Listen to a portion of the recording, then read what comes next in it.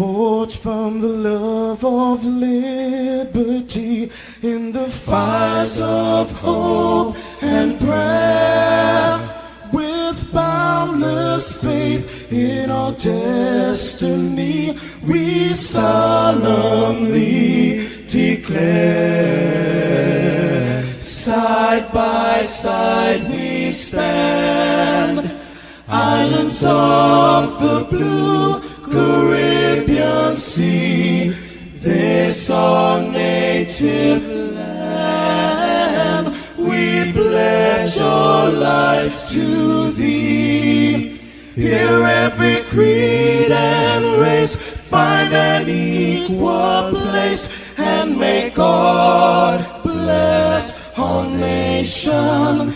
Here every creed and race find an equal place,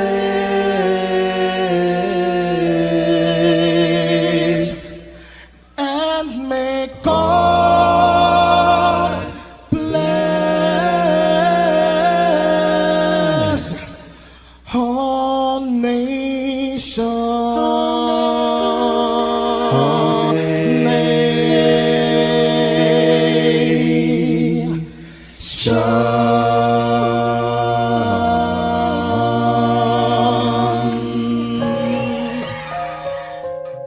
Heavenly Father, we come before you at the start of this new day, giving thanks for life, for health, and the opportunity to serve through this station. We ask for your divine presence to guide us in all we do. Bless this broadcast, that it may be a source of inspiration, joy, and unity to all who tune in. Whether near or far, may our words uplift, our music heal, and our message bring light to those who need it most. We pray for our listeners wherever they may be. Grant them strength for the day ahead, peace in their hearts, and success in all they put their hands to. Cover those traveling with your protection and those at home with your comfort and provision. Lord, may everything we do bring honor to you and be a blessing, to others. Guide our steps. Bless our efforts. Let this station be a vessel of positivity and hope. In your name, we pray. Amen.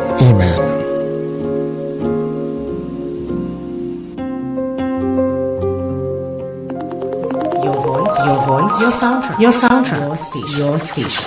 New Era TT Radio, Net Radio. Please no haters, please no haters, please no haters now. Tell them nothing better than good company. Nothing better than good company. Nothing better than good company. Nothing better than good company. Feeling nice. I with a girl in front of me. Feeling nice. And when the liquor come to me. Feeling nice. When you see we come to play. Feeling nice. Tell them straight. Now everybody in the place hail up. Let we lift the vibes way up. You know that's the remedy. Please don't tell me about no haters. When I fit in with my neighbors, enjoying good company. So every party we come for fun, good vibes display. We bump to come when the girl them day. We sipping rum all day. Tell you we sipping. So every party we come for fun, good vibes display. We bump to come when the girl them day. We jamming down all day. Tell them nothing better than good company. Nothing better than good company. Nothing better than good company. Nothing better than good company. Feeling nice. I with a girl in front of me. Feeling nice. And when the liquor come to me. Feeling nice. When you see we come to play. Feeling nice. Tell them please no haters. Please no haters. Please no haters. Now. Tell them please no haters. Please no haters. Please no haters. Now. Taking a toast so we raising me cups. Don't want to fight and no rage and no fuss. Because we life every day is a love, Lord. Enjoying good company. Taking a toast so we raising me cups. Don't want to fight and no rage and no fuss. Because we life every day is a love, Lord. Enjoying good company. So every party we come for fun, good vibes display. We bump to come when the girl them day. We sipping rum all day. So every party we come for vibes display. We bound to come when the girl them day. We jamming down all day. Tell them nothing better than good company. Nothing better than good company. Nothing better than good company. Nothing better than good company. Feeling nice. And with a girl in front of me. Feeling nice. And when you start come to me. Feeling nice. When you see we come to play. Feeling nice. Tell them please no haters. Please no haters. Please no haters. Now. Tell them please no haters. Wake up, rise up. It's the Net Radio Breakfast Show, bringing you the energy, music, and vibes to start your day right. So I hope you got that message. Nothing better than good company. Haters, step to the left, step to the right, step to the back. Good morning, everybody. Welcome to your Good Company Show. Good morning, Trinidad. Good morning to Tobago. Neighbors in the Caribbean, friends who are streaming all around the globe. Good to have you here. It is New Era TT Radio, the heartbeat of the Caribbean, as we take you above and beyond. Let me say much thanks to the Heavenly Father, as always, for bringing us together for another day. And everything that we do, dear God, let it be a blessing on to you. People, I am yours truly, Sir Charles, in your company, Good Company. And of course, together with our team, yes, that is what we are, a whole team on the inside. This is your Get Up and Go. We welcome everybody to the Breakfast Show.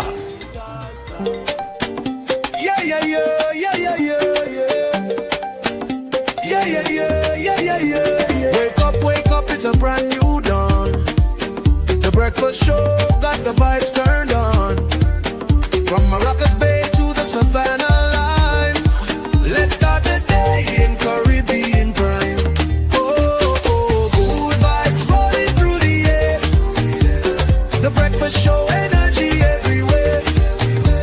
We talk, we laugh, we make you think. Grab your doubles or your morning drink.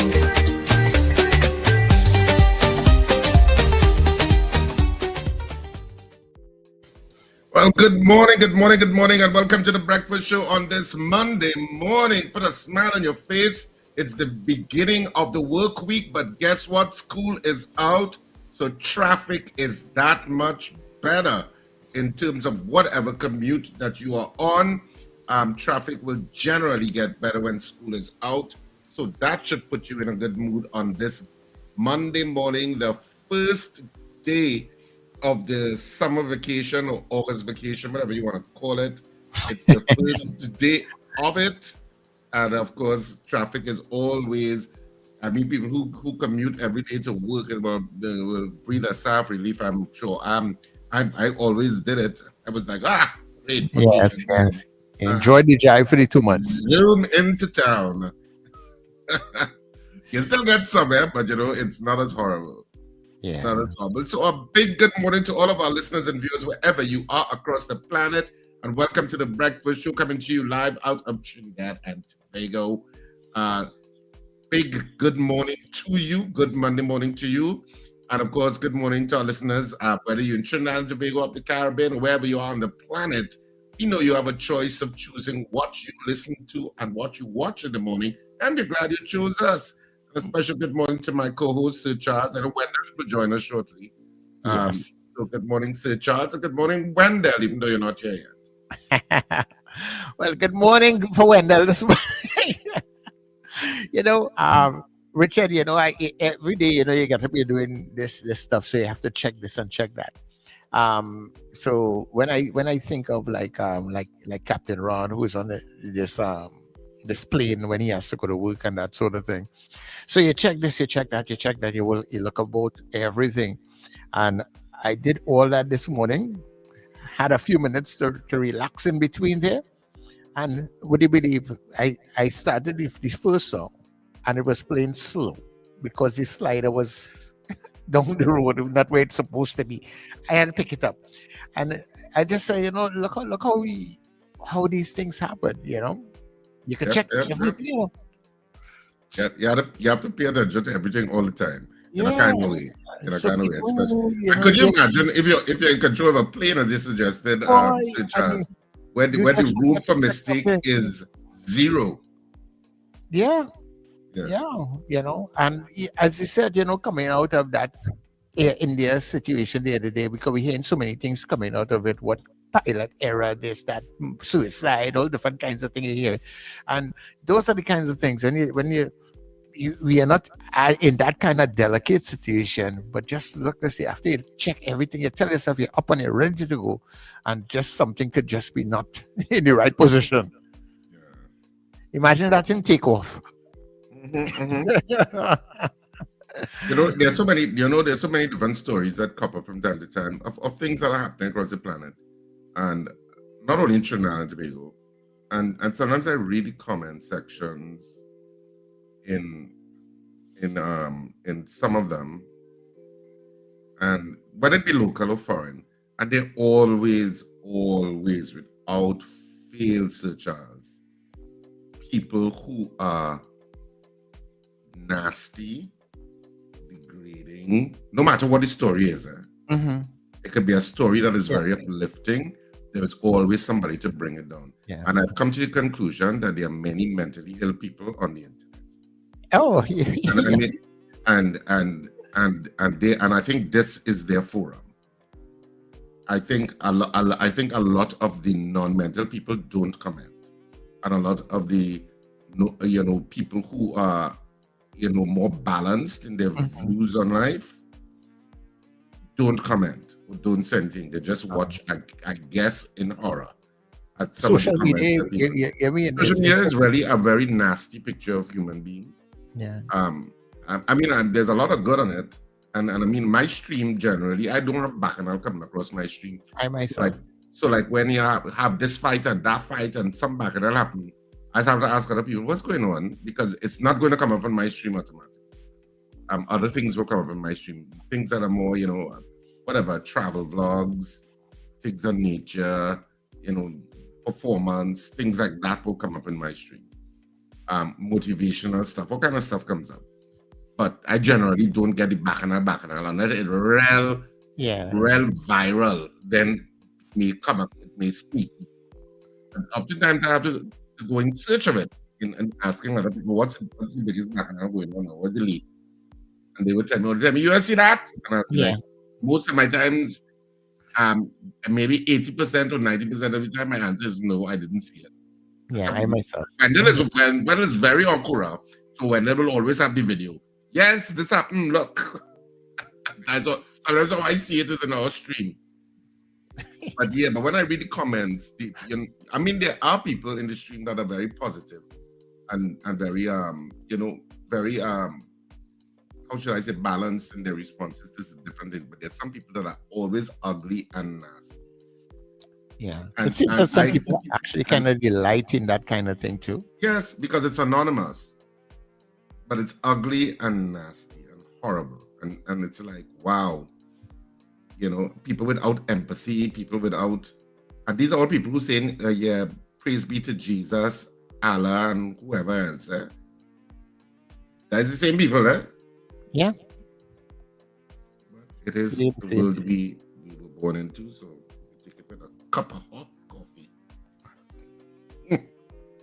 The human being. And move on. So, but you know what?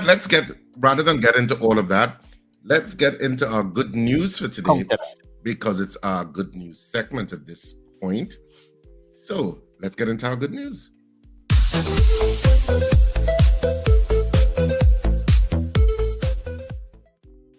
A lot of young entrepreneurs, right? Okay, things tough and they tend to give up. They can't give up. You have to pursue, you have to be consistent. Like I say, Rome wasn't built in one day. If you love it and you know it could work, you stick at it.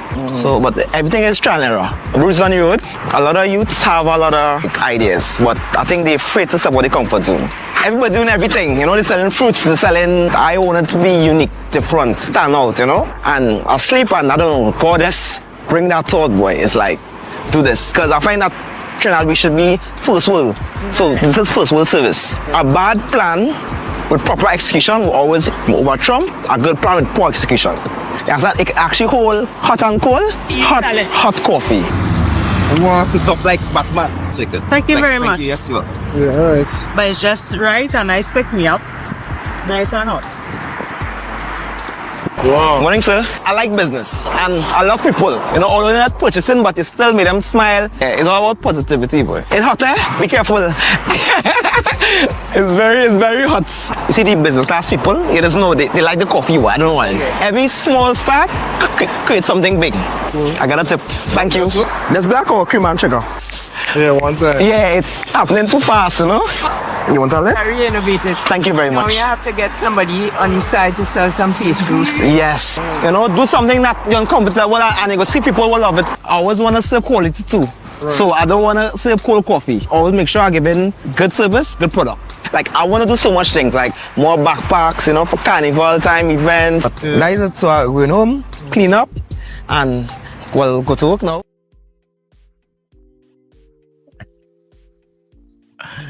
Ooh.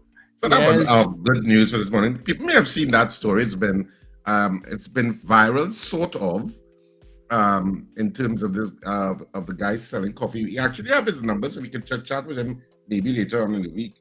I don't know if we could just call him just like that without, you know, advance warning. Maybe you might catch a man in between the coffee. He's a businessman. You know? So this might be the time that he's selling it. Do you understand? Yeah. So we might be a bad show for him because to take the man in doing sales. Yes. You know, but this is I assume he does it early in the morning. Yeah. When he's selling Theon Morales is his I'm trying to remember his name. Theon Morales. Is it Theon Morales? Yeah. Yeah, Theon Morales, you're right. So we have his number, so we could talk to him about it, but I don't know if we could just call him just like that. You probably have to call him in advance and say, well, yeah, when are you available? Just to hear, you know, his story. Yeah. Interesting. You might be able to put it inside of the Friday mix, you know.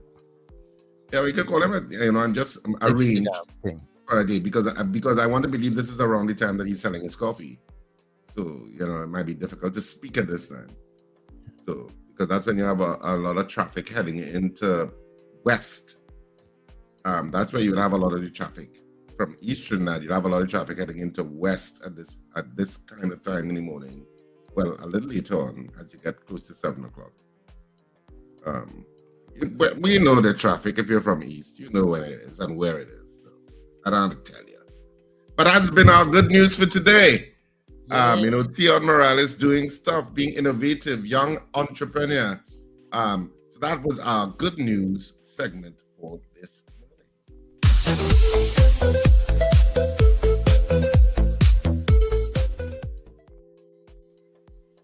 Yep. So what is there to talk about? I think one of the big things that came out over the weekend is the issue of, you know what? Let me just play it and let me just wait. Oh, Wendell just joined us. Morning. My apologies. They are still walking through. We are walking through, and I mightn't be able to hear properly. But good morning, Richard. Good morning, Sir Charles, and good morning, Trinidad and Tobago, and listeners and viewers all over the globe. Yeah. I may have to just take off my camera and mic up a bit until I get to my vehicle. Okay? No problem. Okay. No problem. Yeah, we just played the video with Theon Morales, the guy who sells the coffee on the highway. Yeah, so we just did the good news for this morning. All right, great. Yeah, so we just finished that. So I was now about to play that video, Wendell concerning, well, I'll let the video speak for itself. Right. But there one additional thing she told me today, is that it would not just be enforcing the law, but the time has come for all citizens of Trinidad and Tobago to understand that they have a responsibility. And one of the responsibilities they must have should be to walk in the public domain with some form of ID. How do you want me to, if you tell me you're 16 years, I look like 16 years, I could size 40 something and I 17. So some persons must walk with some form of ID in order for the police to ascertain your age and your address. So it's something that we're looking at.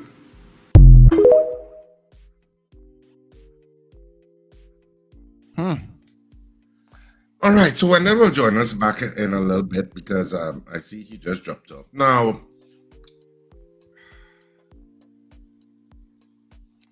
UNC, as you all know, I hold no brief with the UNC or the PNM. I often say that, you know, the quicker they both drift off into the distance in the history of Trinidad and Tobago, the better for the country, in my opinion. And whatever takes their place, hopefully, will be more progressive and better, because they both come with baggage. But UNC, there's a kind of way in your first 3 months, and this is just some helpful advice to you all. There is something about your first 3 months in governance that has created a sort of heavy pall across Trinidad and Tobago. If your purpose was to make Trinidad and Tobago feel hopeful, you're feeling miserable. It's almost like you are intentionally trying to bring Trinidad and Tobago down in terms of a lot of this stuff. You don't feel hopeful. A lot of it seems a little gloomy and dark. And that may not be your intent, but that's how it's coming across. Starting with the 19,000 plus people who were let off from work, which startled most of the country. Your preoccupation with raising the age for alcohol, even though the majority of the world, it's at 18, some 19. In fact, it's only the United States, really, and maybe 1 or 2 Middle Eastern countries that have it at 21. The majority of the world, it's 18 or 19. Most, it's 18 for the consumption of alcohol. There is some preoccupation about you being parental in a kind of way in your governance that is startling and not progressive and a little alienating. I know some of your UNC core supporters will get vexed when I say it. I really don't care. This is my opinion. And I always call my opinion as I see it, whether it's the PNM or the UNC. And I'm just saying some helpful advice. If you want to be hopeful, then start doing more hopeful things. What on earth are you talking about with regard to mandatory IDs? Now, as Wendell said, a lot of these things don't affect us. We are over 18. We could go and drink. Even if you wanted to raise it to 21, which I don't agree with, I think if you want to raise the age of majority, raise the age of majority. But if you're an adult, you're an adult. That's how I look at it. But what is this thing with mandatory ID? If it is that you have a problem with somebody going into a bar and you have raised the age because you're talking enforcement, then if you don't have your ID, what do you think happens in the United States? Because there is no mandatory carrying of ID in the United States. So what do you think happens? If you don't have your ID, they say, bye, you can't enter. You cannot come in, or you cannot be served. And that has to be the measuring stick. So that if somebody comes, the responsibility is on the bar and on the place selling alcohol, and how they enforce things like that. Sometimes they have ghost people who are really police officers or whatever monitoring. And if somebody who's 16 comes in to buy and you did not card them and you serve them, then the bar is to be charged and said you served a minor. But your degree of enforcing is to say everybody walk with ID. That can't be the solution. The solution is on if somebody does not have their ID and they want a particular service for which ID is required, then they will not get that service because the responsibility is on the institution or place of business that is selling the product that requires some age verification. They're the ones to check for the age verification. So what, the police just going to be carding people and say, let me see ID, let me see ID? What crap is that? And just in case you are in doubt, I absolutely disagree with it. I walk around with ID all the time because drivers mostly would. But I have a great aversion for you telling me that I have to have an ID on me. Other people may be fine with it. Right. I'm back. Do not tell me I have to have an ID on me. I'm not my bloody mother or father. Yeah, I don't understand why would this government do that. Generally, I have an ID on me. But that's beyond the point. Don't tell me I have to. Yeah. If somebody wants an age verification service and they cannot produce their ID to the respective business, the business is entitled to refuse service. Even if you're looking creaky old like Sir Charles and Wendell. If they ask to see your ID for verification, you say, I don't have my ID on me. Sorry, I cannot serve you. What is this nonsense about mandatory ID? And what is it supposed to solve? What is it supposed to solve? What? No, that got me annoyed. But what is it supposed to solve? Well, I don't, but that's the whole point I was saying, Wendell, because if it's an age verification issue for access to a service like alcohol, then the responsibility is on the bar. Correct. The bar is supposed to say, can I see your ID because you're not looking over 18? Even if you want to ID everybody, because in some bars in the United States, they ID everybody. They don't care how old you look. Yes, they say, can I see your ID? Before you even enter, you have to show your ID. And that's and if you don't have an ID, they're not letting you in. And that's fine. But don't tell me I have to walk with ID. Yeah, I think they need to fix. What kind of authoritarian nonsense and rabbit hole is this? Come on. Do better and make the country more hopeful. As I said before, people want you to succeed. And you came in, anytime a new government takes place, there's a certain amount of hopefulness that rides with it, that things will get better, that they will correct some of the mistakes that the PNM made, and they will make things, in better for all. But you have started your journey with a lot of negative things. It's almost as if this one though is a distraction. That's because it can't make sense, Richard. It just does not make sense, especially in light of all that's happening in the country. I mean, I saw a report over this weekend, 82 murders in the last couple of months. You know what I mean? And I mean, there was a triple murder yesterday too in Belmont. So it's almost like if it's this craziness about producing mandatory ID is a distraction. All governments have been good at that, yeah? You know what I mean? And this has to be a distraction. Well, I mean, because look at how riled up we are this morning. I mean, murders have been a problem in Trinidad and Tobago for years and years and years. So I don't think that murders happening, because they've been happening for years, is something that anybody is actually judging you on at this point, because you're now in office. Right. So I don't think the society is judging you at this point in terms of that. But in terms of some of the policies that you're implementing, that is getting more and more restrictive in a country that is pretty much liberal in a lot of those things, you're starting to come across dark and gloomy. And that may not be your intent, but that's how you're coming across. And as I said before, people want you to succeed. You come into office with a mandate that people feel hopeful and want you to succeed. Which in the first 3 months, 20,000 people without work, age restrictions, and now one mandatory ID, it starts to paint a very dark and gloomy cloud across the country. So correct course. If you want to be hopeful, be hopeful.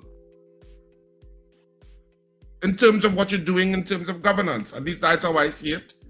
I'm just but one voice. So other people will have their opinions that may disagree with me and say, oh, they feel very hopeful and wonderful, then, well, I guess. Well, there will be people who say they feel very hopeful and wonderful. You know that. But It's that's just what I'm like saying. All I could echo, Wendell, is my opinion, and that's how I see it. And my responsibility on this show, if I have a responsibility, is for the lens through which I see Trinidad and Tobago and how I see Trinidad and Tobago getting better. Yeah. And that's how I see it. Yes. Well, I don't doubt a lot of people feel the same way. You know what I mean?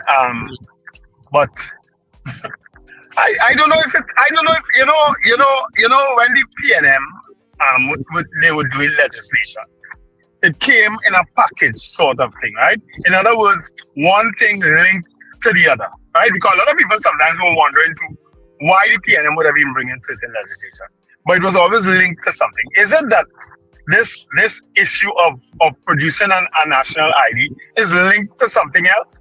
What is it linked to? Is it linked to the age limits that they want to implement?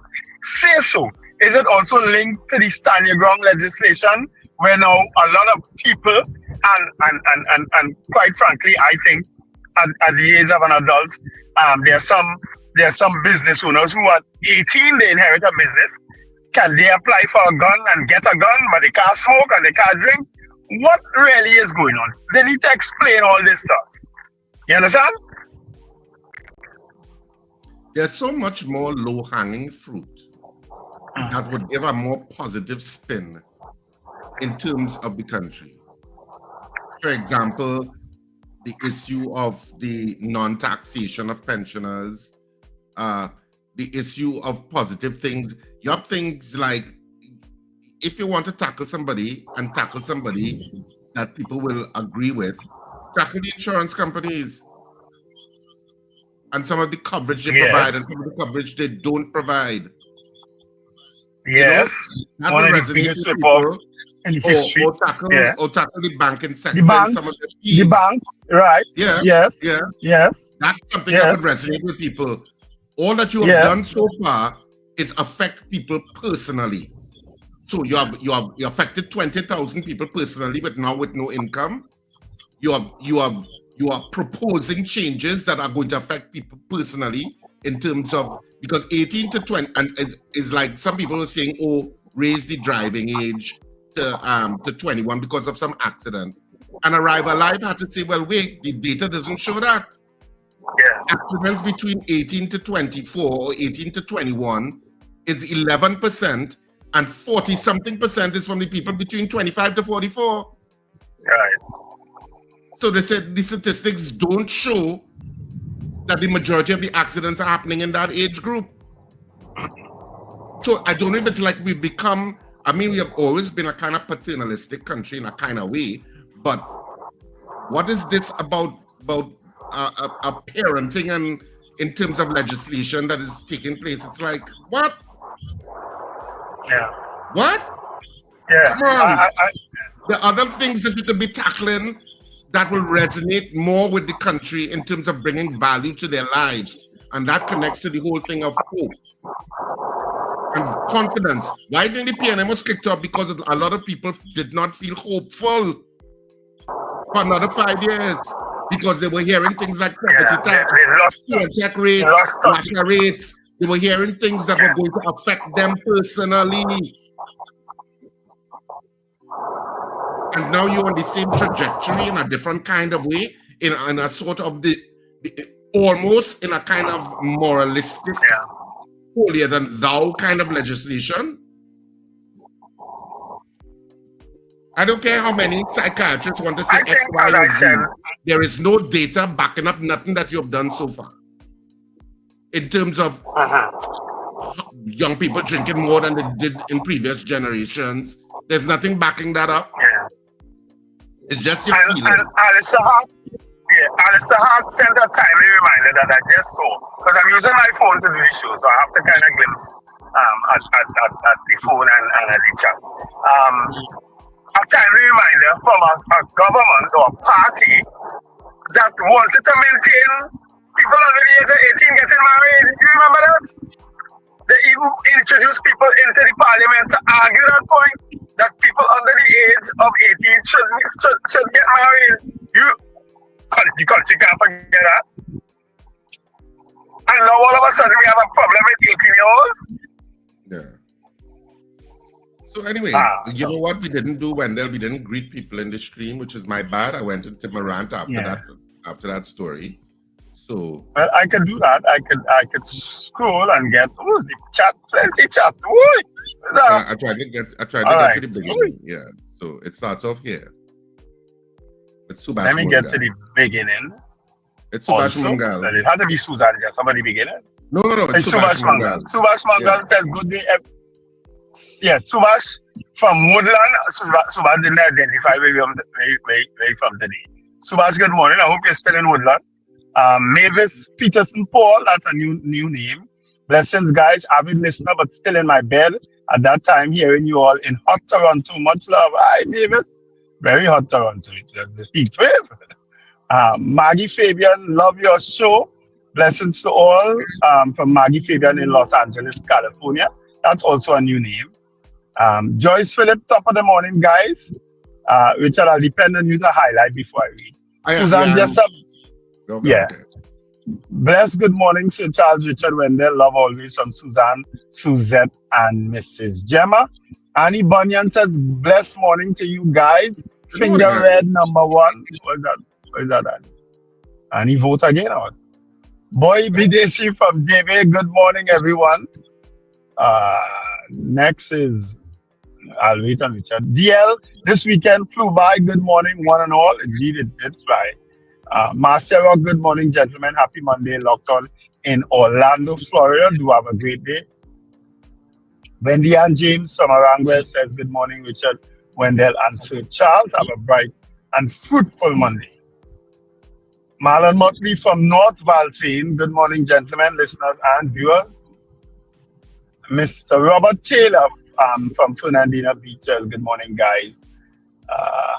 Who's next? CJ from New York, good morning, everyone. Do have a wonderful day. Love always. Ron DeSantis Jr. from Norfolk, Virginia. Good morning, gents, and Mr. Coalpot, man. Okay. Our guest in the next hour will be, of course, Member of Parliament, former Minister Keith Scotland, Senior Counsel. He will be our guest in the next hour, where we'll discuss all what we've spoken about thus far. Erica Charles says, thank God for sparing our lives to see another beautiful day. And Sherwin and Juliet Kerr saying a hearty good morning to the breakfast show. Vernon Smith from Goodwood, good morning. Give thanks for a new day. Just finished my 3 miles morning walk. Susie B also says good morning, and I think that might be Susie B. Kara Gavar from Chaguanas, blessings to all. Cheryl Johnson, blessed Monday morning, guys, from Malabar Arima. Pearl Cordis, have a blessed week. Hi, Pearl, and say good morning to your daughter for me. Good morning, Net, and all on the live chat. That's from Diane Payne. Mary Grant says pleasant morning to all. Lambert Bruce from El Dorado, good morning, guys. Gavin Frank, Powder Magazine, good morning. Stellar Services, good morning, guys. Wayne Ramsey from Fort Lauderdale. Wayne, some of your schoolmates contact me over the weekend. They say they want to plan on the line. I don't need to tell you about it. Good morning, guys. That's Wayne Ramsey. Andre868, blessed morning from Tobago. Valerie Mendoza, who is Miss Dabadi, great day to the breakfast team. Hillbench, morning, Sir Charles Wendell, Richard, and the breakfast family. Shema Paul also says good morning. And I have to wait on Richard all year. It goes a little slow sometimes. Blessed morning from Ava Smith. Trinidad and Tobago also says good morning from Florida. Kent, good morning, guys. That's a new name. Where is he? Where is Richard now? Reach. That's it? Trinidad Tobago is on. Good morning from Florida. No, I already called Trinidad Tobago. Alistair Hart also says good morning, guys. Apollina's good morning, Wendell, Sir Charles, and Richard.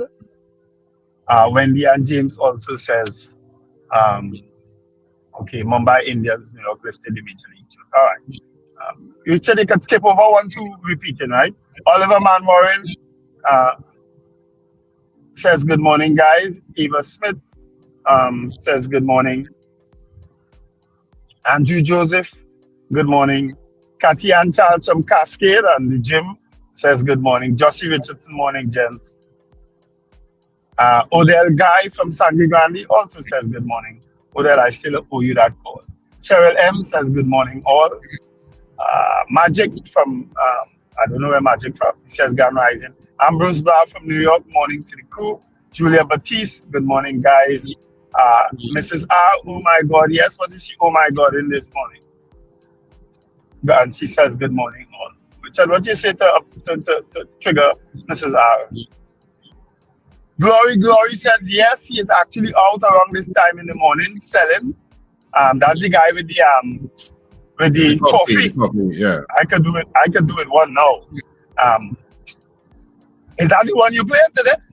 Yeah. Oh, I missed that. Garfield Hazel says good morning to the breakfast crew. Leonard Francois, good morning, gentlemen. Have a good day.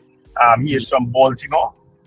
And David Wares, well done, Rendalina, for that great post. Who's that? That's the coffee. Okay, the coffee. All right. Evans David also says good morning, guys. Okay. 8:20, still in Twin City. Yeah, we were wondering whether we could actually do an interview with him now. Okay. All right. Mrs. R, why you asking? What you asking for me for? Your name is not Mrs. S. You're Mrs. R. Sick Money Grip says good morning, gentlemen and crew. Donna Ramluchan, good morning also.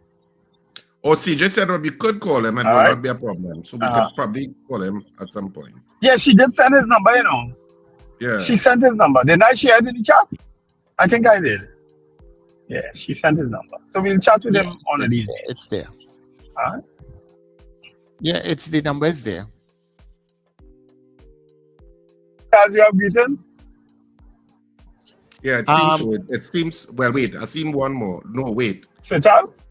Yeah, that's a Richard looking at something here. So wait on Richard. Good morning to all in live. No, I'm trying to see where the good morning's going on. So Donna Ramlo-chan says good morning to all on the live. Morgan says good morning, gentlemen, and the I got that. family. And good morning all. Candice Pascal also says good morning. That's kind of we may have missed something. The rest of it starts to get into commentary now. Yeah, I know that's what happens. So I'm trying to. So let's end it there because let me just say good morning to Margaret Thomas, who was Margaret didn't sleep last night. Good morning to you, Terry Ann Peters. Good morning, Kent out there in Laventille. Good day to you, Ashley in Port of Spain. Good morning, Mr. Billy out there in Powder Magazine. Good day to you, Archbishop Ashton Clark in Canada. Good day to you. Horatio Services, good day. That's for all the people up there in Arima. Go and check out Horatio Services. Miss Sampson in San Fernando, up very early also and calling. All right, not yet, Miss Sampson. The line will be open just now. DW, good day to you. Mr. Beeps in Pity Valley, good day to you also. And I think that is all the people I have on the WhatsApp chat this morning. Yeah, morning. All right, so of course, this is the point at which we go to our news headlines. Can you do your news headlines too, Wendell? I will start with the Newsday. No, I won't be able to do it because I'm using my phone. Yeah, so I'll have to come out to the chat. So you'll have to help me this. No, you wouldn't have to come out to the chat. Your phone can multitask. You know that, right? Well, I wouldn't trust it. Okay, say that. Say it's about you. It's not about the phone. It's about you. Okay? So don't say the phone. Say me. And it's tough in a vehicle trying to do and concentrating on the road and still trying to do this. Well, it doesn't look like you're driving. I could Marco good, you know.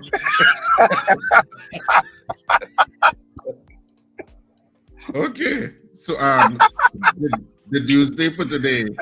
Residents concerned about proposed hotel at Rocky Point. Rio Claros, Tamara Persad wins Miss Grand TNT 2025. Huey Guild backs PM's proposal to raise legal age for substance use. WASA promises 24/5 water supply for some central customers. Family, including 2 children, injured in Princestown crash. So those are some of the trending headlines. Attorney demands front page apologies and damages over defamatory report. That would be Martin George, of course. And a certain media house got a pre-action protocol letter concerning it. How they carry the story. Venezuelan woman sells Trinidad and Tobago doubles in her homeland. And that's basically it for the Trinidad and Tobago Newsday this morning in terms of some of the headlines. I can go to the Trinidad and Tobago Express, and of course, Sir Charles will do the Guardian. So the Trinidad Express for this morning, drug shortage jeopardizes transplant patients. That's one of the stories. Windies fire back late after conceding an 82-run first innings. Lightning strikes again for Lauki. Anson Lauki stunned a top player this is a sports story. Stopped up for the second major competition in a row as he reached the quarterfinals of the Arawak Silver Bowl Table Tennis Championships. But the main story is the drug shortage, which is a main story. 18-year-old Gareth Simmons is grateful and happy to be alive. 14 years ago, he was one of the first beneficiaries of the Children's Life Fund, and it saved his life. That's a human interest story. Panarat accuses PNM of CEPEP hypocrisy, and hypocrisy runs ripe in politics. So he may not be wrong. I will give him that. When you're talking what type of hypocrisy? He said, Panarat accuses PNM of CEPEP hypocrisy. Okay. Yeah. Public Utilities Minister Barry Panarat has accused the former People's National Movement government of political hypocrisy, citing a cabinet note that detailed the firing of contractors and the dismissal of employees in 2017. Interesting. Okay, another main story. Okay, the main story is related to drug shortage issue. EPA urges government to fix school security, URP feeding frenzy, and dashed hopes and wasted buildings. And of course, the Heritage CEO resigns, and Grell is new MD at Answer Merchant Bank. So that's some of the stories on the Trinidad Express. Over to you, Sir Charles, and the Trinidad and Tobago Guardian for this morning. So in the Guardian this morning, the lead story is URP red flag. Minister Amin and PNM clash over claims of feeding frenzy in the social program. URP has been one of the things from day one. Labor Minister concerned about recent job losses. Farmers allege land grabbing at retrenched estate. Local government minister says no projects stalled due to funding woes. And top SEA student wants exam banish. Says children should not be depressed during this period in their lives. And the SDMS honors 129 top SEA performers. A whole lot more of stories there, but we'll stop there as we are running where time is concerned. You notice how nobody talks about a feeding frenzy with people with road paving contracts or certain other contracts? You notice that? That's the and nobody talks. Nobody talks. That's a feeding frenzy since 1962. And I was saying, nobody talks about it. Nobody talks about the temporary nature that the people who doing that should move on and the feeding of the state. Nobody talks about that.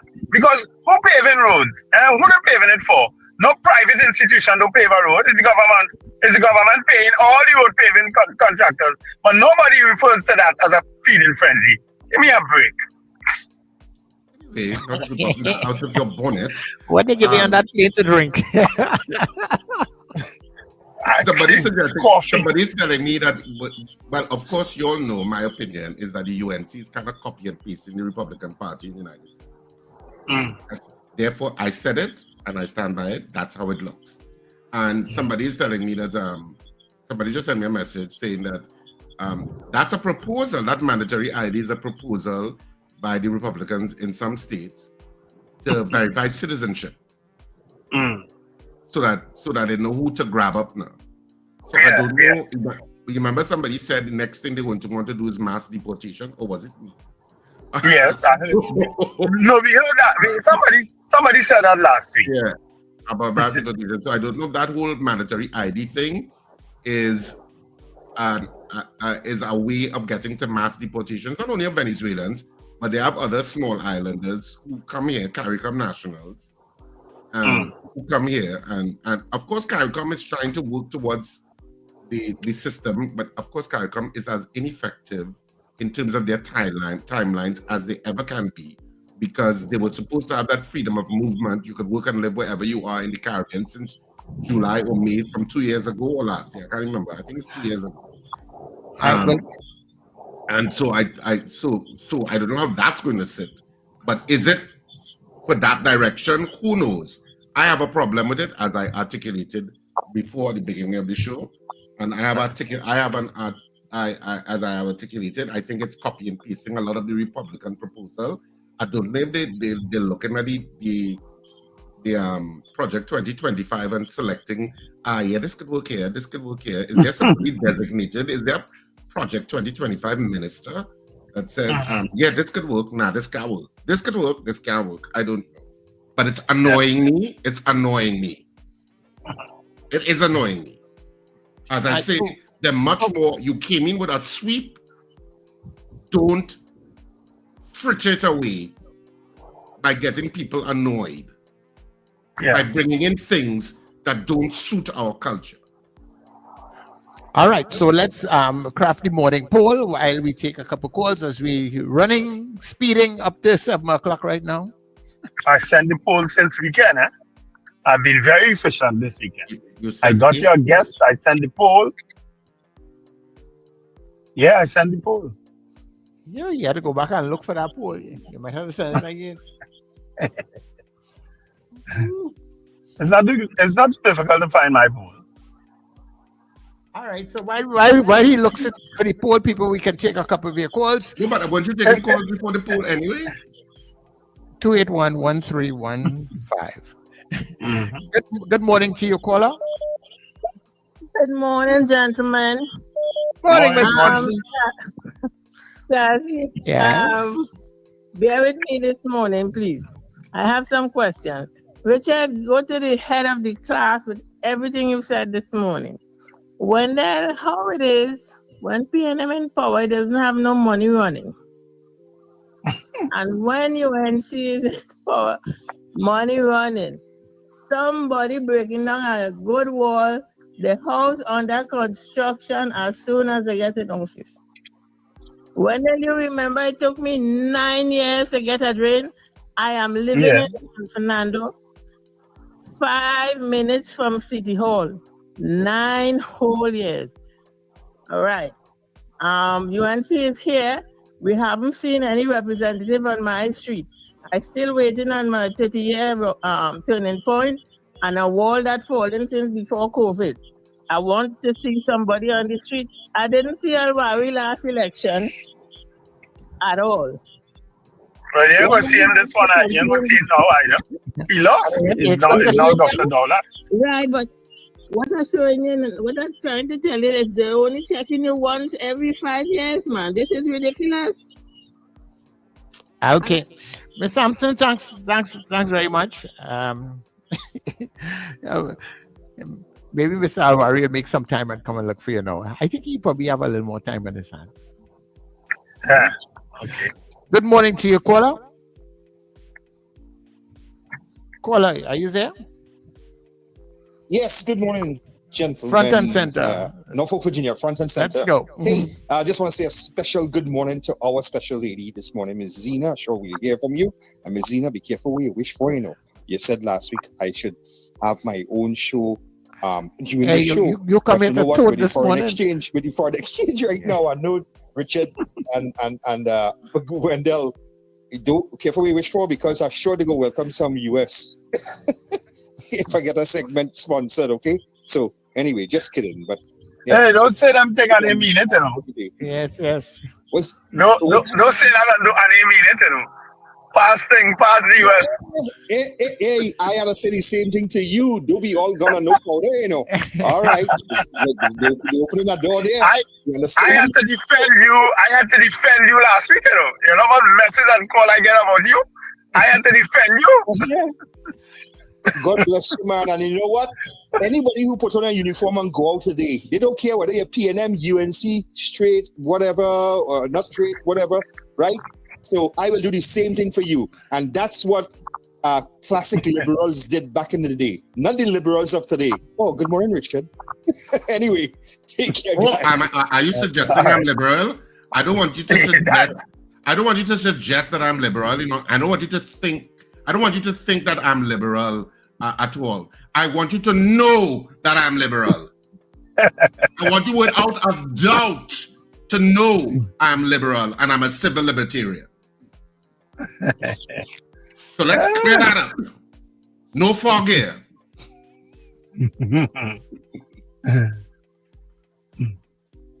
All right. Okay, you ready with the poll? Oh, it's poll time? I thought you were taking another call to charge. You know you love to take No, calls. well, when you love to take calls close to 7 o'clock now. The kind of buff he's get for that, he making a mistake again. Put up the poll. Do you agree with the mandatory ID proposal? Yes or no? They're proposing that every citizen, everyone must walk with a national ID. Do you agree with that proposal? Yes or no? That's our vote. That's our poll this morning. All right. Start voting now. And I set up people toting in the chat. All you can stay there and tote. Josie Richardson, you ready for votes, Richard? Yeah, I am. Josie Richardson, no. Boy B. Dacey, no. Miguel Gonzalez, no. Michael Oliver, yes. Derek Bilwin, no. Suzanne Jessup, no. Helen Prescott, no. Rena Jennings, no. These votes kind of coming in confusing, but Andre Reno, no. Magic, no. Howard Hernandez, no. Kelcha Cambridge, yes. Donna Ramluchan, yes. Garfield Hazel, no. Joyce Phillip, no. Ava Smith, no. Gregory Boyer, no. Carol Guevara, no. Apollinaus, no. Wayne Joseph, no. Kazim Mohammed, no. Far Rockaway, yes. Brennan Smith, no. Simad Titi, no. Hazel Will, no. Cheryl M, no. Lots of votes. We have 2 minutes left. People come out. Lots of votes on this one this morning. The Allen Project, he didn't vote. Trini Gets Fit, no. Virginia coming to the defense by Richard. Whoever that is, no. Implant the ID on your arm. Marlon Motley, hell no. Slick Money Grip, no. Melchizedek, I am a senior citizen, yes. Okay, I don't know how that figures there. Lyndon Williams, no. But you're entitled to a vote, Melchizedek. Alistair Hart, hell no. Terry Ann George, yes. Due to the fact it can help identify dead bodies. Okay. Okay, all right. Yeah, in any event, they can't take the ID on a dead body as identification. A person has to identify a dead body. Right? Yep, you're very right. A person has to identify a dead body, not an ID card. Kurt Hope says no. Katian Townsend, no. Margaret Thomas, no. All right, those are the votes we have thus far. And it's 7 o'clock on the dot, people. When we come back, we'll continue to take your votes. And of course, our guest will be Keith Scotland. Hopefully, I'll be able to get on my laptop by then, once I get through this little bit of traffic here and right through. All right? Take care. All right, 7 o'clock news is next.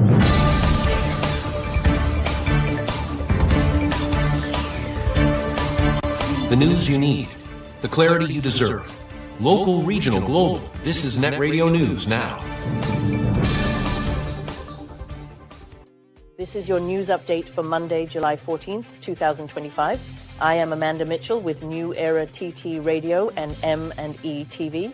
Trinidad and Tobago has recorded 81 murders since the April 28th general election, bringing the 2025 total to 208.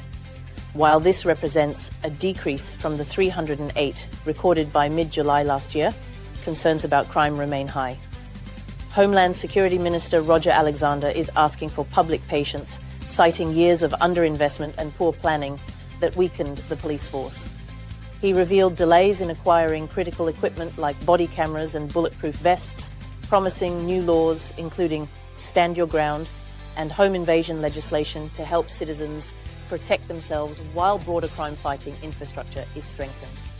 Two companies linked to P&M councillors received nearly $9.7 million in CEPEP contracts under the previous administration, according to a Guardian media investigation. Councillor Nigel Coutier's company, Kudos Cleaning Maintenance, secured contracts worth $3.7 million, while Marishow Maintenance Limited, tied to former councillor Jennifer Marishow, was awarded $6.7 million, despite being struck off the company's registry for non-compliance.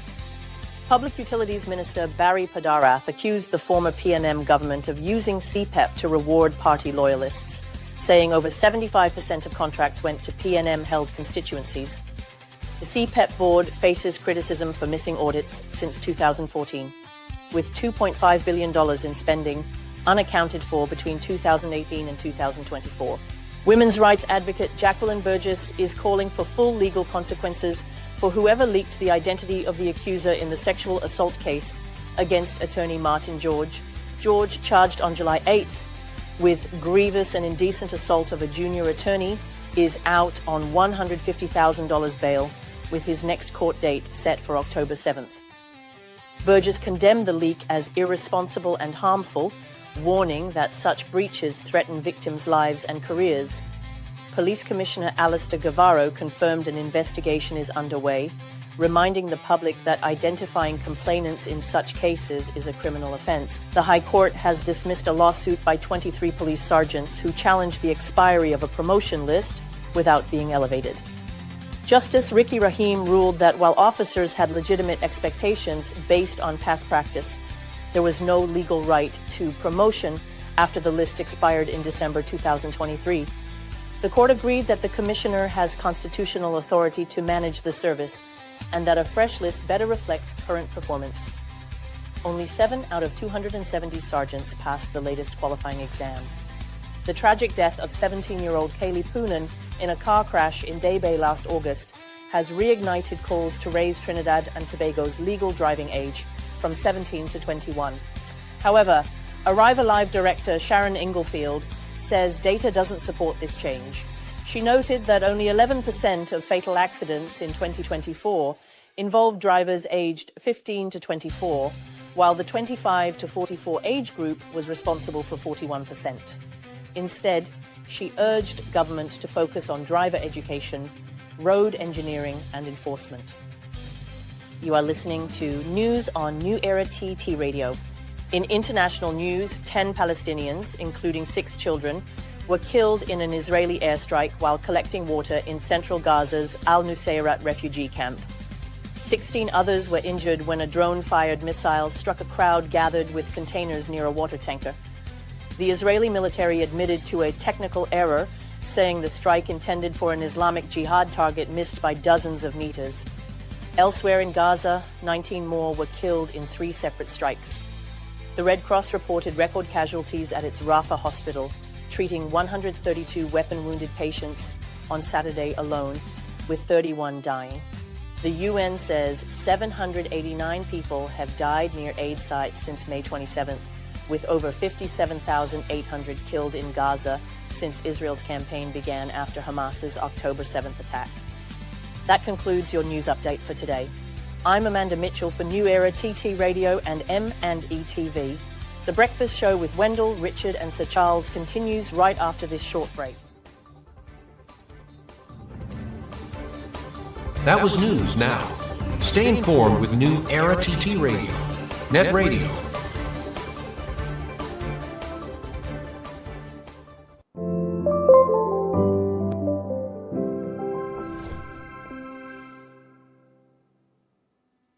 Your mid-morning just got better.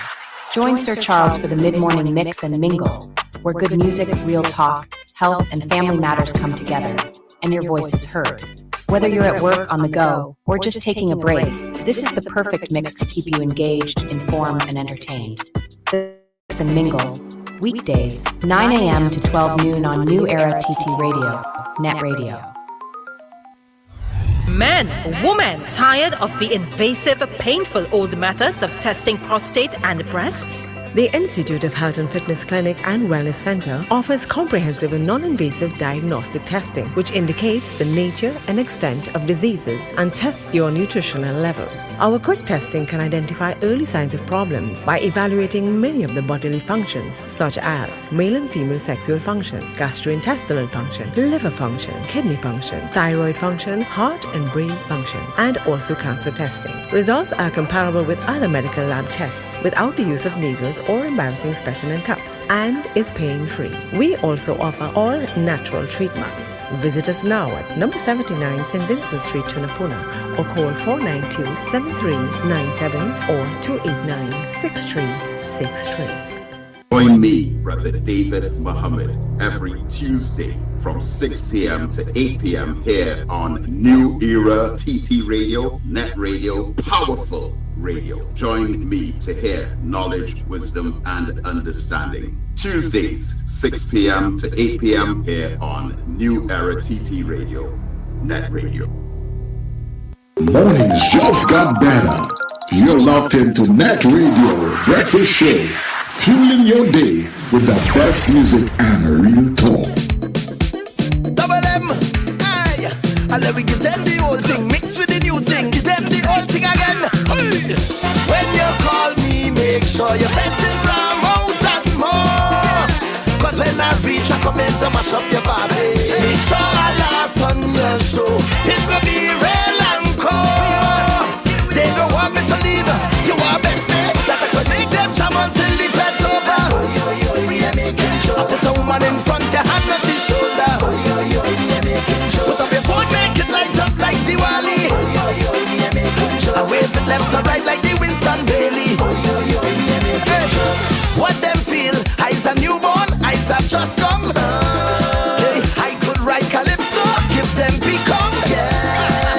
When it comes to soca, of course I could wind down.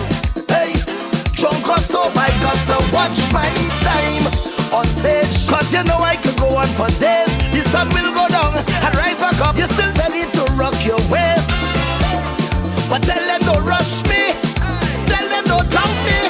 That I could make this whole party go up in a frenzy. You want bet me that I could make them jam until the fed's over. I put a woman in front, your hand on she shoulder. Put up your foot, make it light up like Diwali. I wave it left to right like the Winston Bailey. And everybody know, hands up, roll your waist, wave it in the face, jump up, mash up the place. Me a making joke. I say hands up, roll your waist, wave it in the face. I say jump up, mash up the place. Morning vibes, fresh energy. This is the Net Radio Breakfast Show. Hey, come on, like who going to beat me in Calypso? Well, everybody, welcome back inside of the breakfast show right here on New Era TT Radio.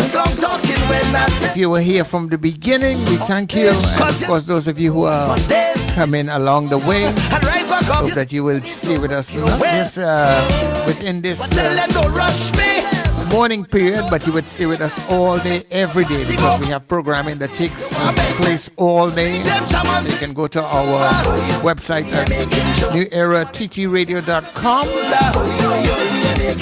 And for all of you on TuneIn with all your smart devices, New Era TT Radio. And remember, your next engagement on the YouTube channel, for all of you on the YouTube channel, will be our drive time this afternoon with journalist Tony Fraser.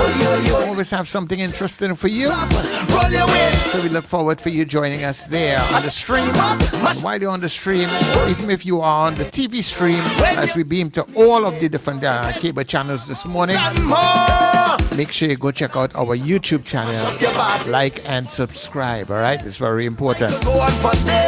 So let's take a couple messages before we jump back inside of the breakfast show. Charmflair Auto Services Limited, your one-stop auto repair shop. Located at number 1 Industrial Lane, Charmflair, right opposite the brewery on the Eastern Main Road. Yes, we do it all. Repairs to all makes and models, from your everyday sedan to SUVs, light trucks, pickups, and panel vans. We're also the sole distributors of Davanti tires, certified VTS inspection station, plus a wide range of services: oil change, front end and suspension repairs, tune-ups, tire alignment, batteries, electrical work, radiator and cooling system, AC repairs, and accessories galore. We offer pickup and drop-off service too. Call us today at 662-6545 or 662-6572. Follow us on Instagram and Facebook. Charmflair Auto Services Limited, number 1 Industrial Lane, Charmflair. We do it all. Looking for trusted, affordable security and property services? Horatio Services has you covered across Trinidad and Tobago. We offer battle security, canine patrols, 24/7 protection, and all sorts of private investigations, discreet, professional, and effective. But that's not all. We also provide construction. From building to renovation, we bring your vision to life. Landscaping, keep your outdoors looking sharp and inviting. Maintenance, repairs, upkeep, and everything in between. At Horatio Services, you get professionalism, reliability, and personal care. Whether it's safety or property support you need, visit us at Marino Street, Arima, or call 388-7070. Today, Horatio Services, protection, precision, peace of mind.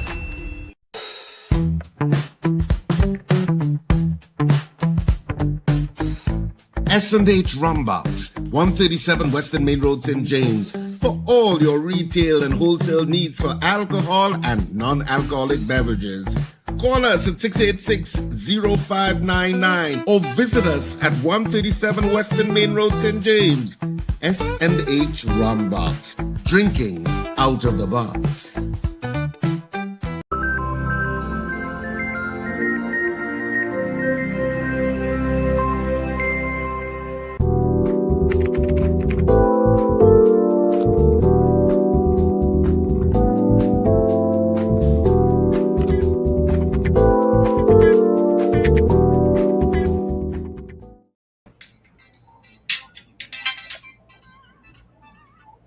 So we are back on the breakfast show this morning, and of course we have our guests coming in shortly. We're just ending off with a poll at this point. Wendell or Sir Charles, I don't know if you all have any additional Well, I'm just seeing one more vote since 7 o'clock news from Nicola McNichols, who voted no. All right, that's the only other vote came in after Margaret Thomas's vote. All right. Yeah, so on the WhatsApp chat, we have Pauline saying yes, Sean saying no. We have Sexy Reds saying yes, we want we want change but don't want inconvenience. Horatio saying no, and Kenwin saying yes. Miss Sampson saying no. Maureen saying no. Mr. Bishan, good morning to you. Joseph Clement, he says it's necessary, but he's saying no. And one other, which is Helen, is also saying no. And that's it for the WhatsApp chat. Yeah. Ricardo Jeffers also says yes. He says, while this is not mandatory. Oh, my apologies. Oh, sneeze came. While it's not mandatory, but highly recommended for various necessary reasons. Yes. And Jaron Joseph also voted no. You know what I don't understand? Most people have ID on them anyway, you know. Yeah, most people go there. You know, I mean, especially if you're a driver's license. I mean, most people have a driver's license, and if they don't, you know, but why is it necessary? Why are you trying to make it mandatory? I don't know. Explain why. And So our maybe poll this morning, do you agree with the mandatory ID proposal? The results, 49 of you voted in the allotted time. Of the 49, 39 of you said no, and 10 of you said yes. And of course, this takes us straight into our interview with Keith Scotland, Senior Counsel, who has been waiting on standby. So let's get into that interview. Yeah, yeah, yeah, yeah, yeah, yeah, yeah. Yeah, yeah, yeah. Okay, Keith Scotland, Senior Counsel, if you are hearing me, you need to connect your mic so I can bring you into the studio. MP Scotland, is he there?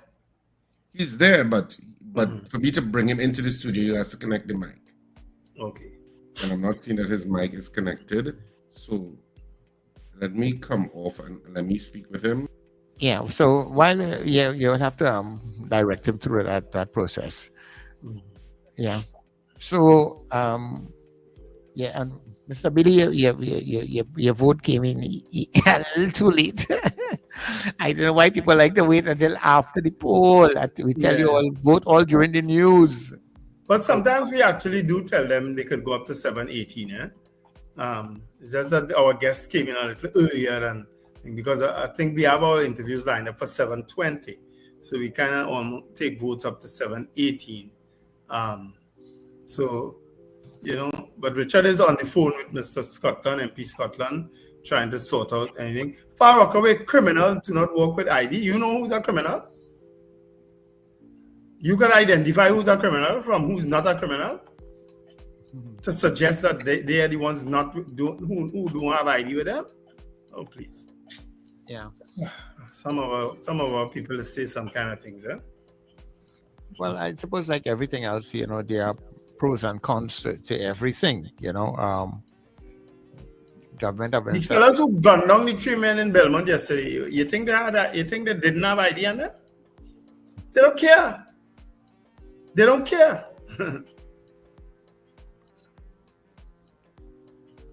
Yeah, well, when people come to do what they have to do, they would have the IDs on it. Nothing stopping nobody from doing what they have to do. You really feel they care? If people doing things in full view of cameras and everything, and they just don't care. Yeah. They ain't worry about that. But there we go. Yeah. Oh, you dress up like an attorney after fees this morning, boy. What? I am an attorney. You dress up like a senior counselor this morning, boy. I recall a day I was at Woodford Square, and it was very hot. I was coming out of the Hall of Justice, and I took off my jacket and I put it on my arm. And Carl Terrence Claxton Hudson Phillips was coming out of court, and he said, "Young Scotland, what happened? You're not comfortable with your jacket? What are you going to do? An investigation? Put on your jacket, please, young man." And from then I understood. So that's the way it is. You all didn't work with Carl. Richard, you would know Carl Terrence Claxton Hudson Phillips. A giant. Good morning, gentlemen. Good morning, and Trinidad and Tobago. Thanks for joining the breakfast show. Right? Welcome. Is Richard talking? Richard is talking, but we're not hearing him now. So that's a good sign. Let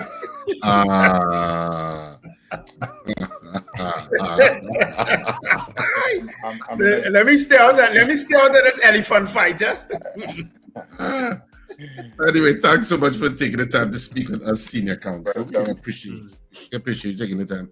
I don't know if we could start off with our vote. We had asked our listeners this morning whether they agreed with the mandatory ID proposal that surfaced over the weekend and had lots of commentary on social media. And of course, the majority of our listeners and viewers said no, they do not agree with mandatory ID. Yes. You have to have an ID on your door.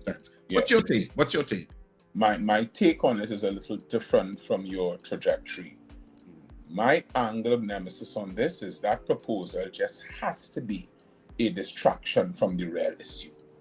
That proposal is a blatant distraction from the issue of the absence of the much touted and promised crime plans, which are non-existent, the bold promises made by this government to address crime and violence in this country, which is absent, and also what has been done in the last 6 weeks that addresses any root concerns about the issue of crime. I say that this is not a novel issue. It existed when the People's National Movement was in power. It existed when the UNC government was in power between 2010 and 2015. You can't blame Fitzgerald Hines. He's out of it now. What has been done to address the issue and the promises made to reduce crime? What it is, take police officers and let them go into bars and see who has a license to be drinking? Let us be honest. The answer is that nothing has been done to engender any public confidence in community safety in the last 2 months. And if you ask what has been done by this government, is it that the proposal, well, not the proposal, the act of summarily dismissing 10,700 CEPEP workers, is that part of the crime reduction plan? Or maybe the firing of the forestry workers, or maybe the fact that they're now focusing on URP? Are those going to be the crime plans that have been promised? Nothing has been delivered. What is now delivered, though, and it's working perfectly, because your poll fed into the distraction. So we are now talking about some proposed legislation to come that will deal with people being mandated to have ID cards at bars. So instead of dealing with the dastardly situation that I heard, I hope it's not true, that occurred in Gonzales last evening, they're going into bars to see who has ID cards and who is drinking under the age of 21 and making it mandatory. What happened to the stand your ground legislation? I thought that would have been more important. It is a blatant and obvious distraction, and I say that it is working perfectly well, the smoke screen and mirrors, because it has attracted this very important media house to ask their membership, ask their listenership, do you agree? Well, how about the question, what has been done in the last 6 weeks by the government to reduce criminal activity, to reduce murders, 82 since April 2025? And the answer is nothing. But the distractions continue, and I look around. You can't blame the former government. I admit that this is a problem that existed even when I was the minister in the Ministry of National Security. But now there are campaign promises that were made. Well, their campaign promise was a timeline of within 6 months you would see a reduction. So they are still within their timeline, to be fair to them. Well, to be fair to the persons, are you being fair then to the persons who were gunned down over the last week or two, Mr.? Well, murders, you can't blame murders specifically on the UNC, can you? Well, I certainly know that they blame it specifically on the PNM. So how come, Mr. Raghubar Singh, it is okay to blame murders on the People's National Movement and I am not saying that I am blaming, I am asking, I'm using your argument. How come it is not fair? Well, ultimately, whoever's in charge has to take the responsibility. But to be fair to them, they only there about 2 months, 3 months. And they did say within 6 months. Mr. Raghubar Singh, with the greatest of respect, and this is my problem with the mainstream media, I think that you all use one yardstick to judge the People's National Movement and another yardstick to judge any other entity in Trinidad. Oh, that's absolutely not true. Not on this program. That is my respectful view. Yeah, but your respectful view is wrong. Not on this program, not this media house. Well, not this media house. Yeah, I think that's because if it was the former Minister of National Security, the headlines would read today. Hines must go. What the headlines reading today? Let's go and arm wrestle. Mr. Agubar saying we have to be very fair in Trinidad and Tobago. Yeah, but we have had Fitzgerald Hines. We have had Fitzgerald Hines on this program, and we never said Hines must go. Well, we no, understood. In fact, we have always said, and Wendell has always said that the Minister of National Security is one of the most difficult positions ever in this country.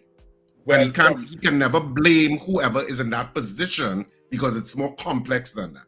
Well, from the narrative that came out, and if it is that your media house is not one of those that encourages it, I say good for you.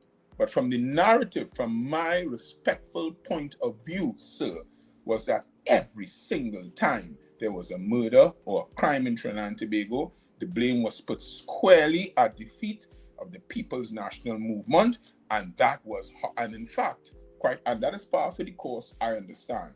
But it is not, and I will not feed into the narrative to say that you cannot blame the current administration for the crime situation in some form, particularly when there have been campaign promises made, and particularly when, as I started out, there's been nothing to show that, one, there is the appetite, two, the ability, three, any workable plan at all to deal with this situation. What you do have, and you must only work with what you have heard, is a plan to introduce mandatory carrying of ID cards by persons in order to determine if they have attained the age to drink alcohol. What about persons who say, I don't want an ID card?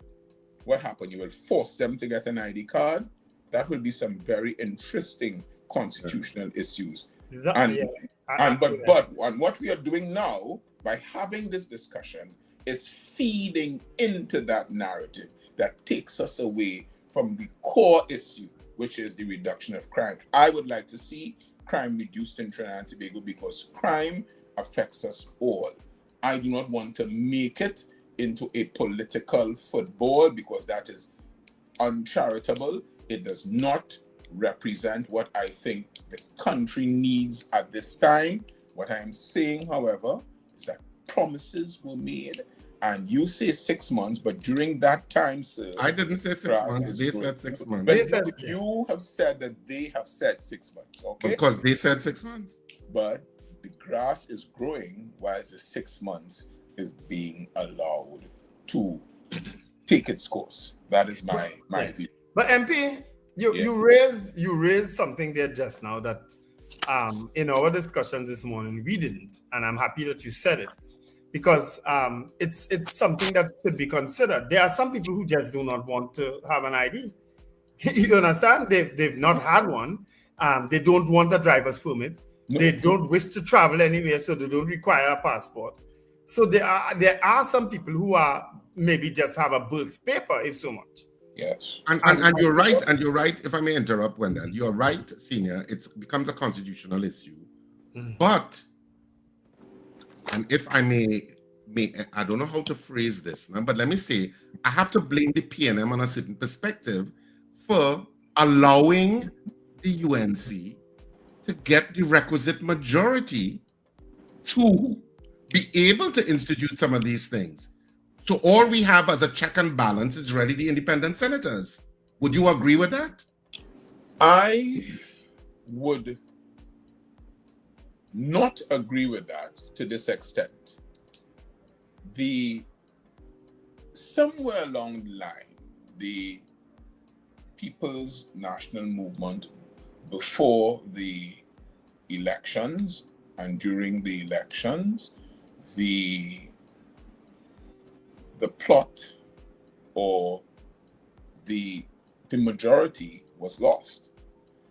The people, for reasons that the people know, for reasons that we know, because the analysis shows that over 100 and I think it's 20,000 persons who would have voted for the People's National Movement in the previous elections, they did not come out and vote, and that is because of the various reasons. But I would call it to say a disenchantment and maybe rightly so, but they didn't come out and vote. And the People's National Movement was not able to motivate its support to come out and vote. Well, So in that sense, I would agree with you. But that being said, there are still 13 of us being the elected representatives in the Parliament of Trinidad and Tobago. But would you agree? But would you agree that the check and balance really rests with the independent senators?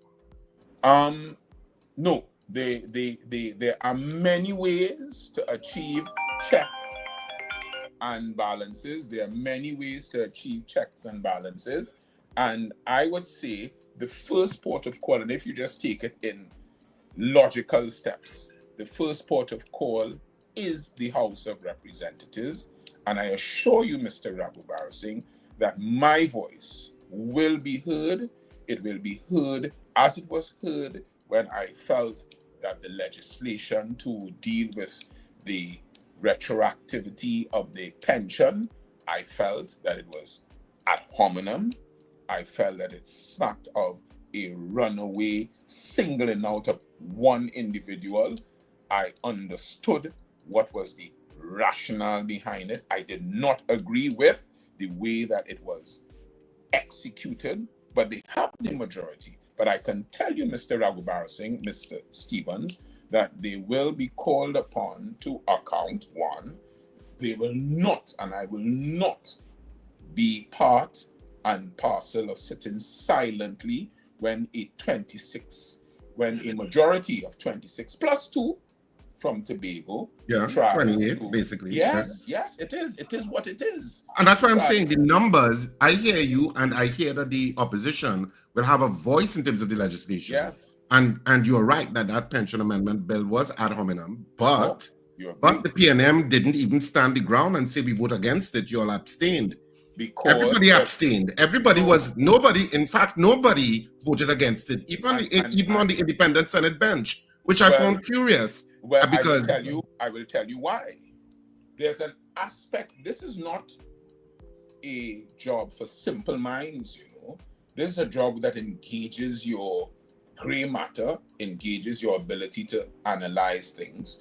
And in that bill, there was a part of that bill that was agreed with 100%. And that was the forward thinking of the legislation, which is you prorate your pension as you go forward, because that seems to be the way that the Commonwealth is going. And I will tell you the rationale behind it. The rationale behind it is that in the 1950s and the 1960s, the post and the position of Prime Minister was so revered that it was put up there. Now that is changing because of how the democracy is evolving. And not that the post of the Prime Minister is not as prestigious as it was, but there is a certain pegging down of that, and that is reflected in England, in Australia, in New Zealand, in the prorating now in India to some extent of the pension of the Prime Minister in terms of time that you serve. And in a way, that is logically correct. So in that sense, it was supported, the forward thinking, but in the other sense, it was not supported because of the retroactive nature, and it was targeted. And my point in that is, if you can target a person then with your special majority, then what prevents you in the future from waking up and saying, well, I don't like this radio station, let me shut you down, and I have the requisite parliamentary majority. Right. So that calls for vigilance. Vigilance. And no, and more importantly, Mr. Raju, I hear my last word on this. I feel very strongly when a sitting member in a parliament can refer to persons who have been placed on the breadline as collateral damage. That gives me sleepless nights, because those are human beings that you are referring to, people with children. And this is where the media, I think the mainstream media, this is where I have a beef with them. What was the outcry against that unpardonable. That is an unpardonable infraction that you consider, and a former trade unionist, a former trade unionist could say something like that and it didn't make headlines. Seriously? I understand, people. I understand.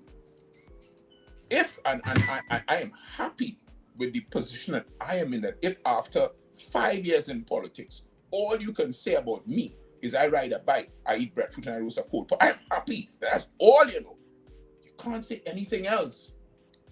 But those statements, says, Mr. Raghubar Singh, that persons who have been fired from their job, one day working, next day not working, and that's collateral damage. Yeah, absolutely unacceptable. Absolutely unacceptable. And we have spoken about it here, and the issue of the lack of empathy that seems to be emanating. But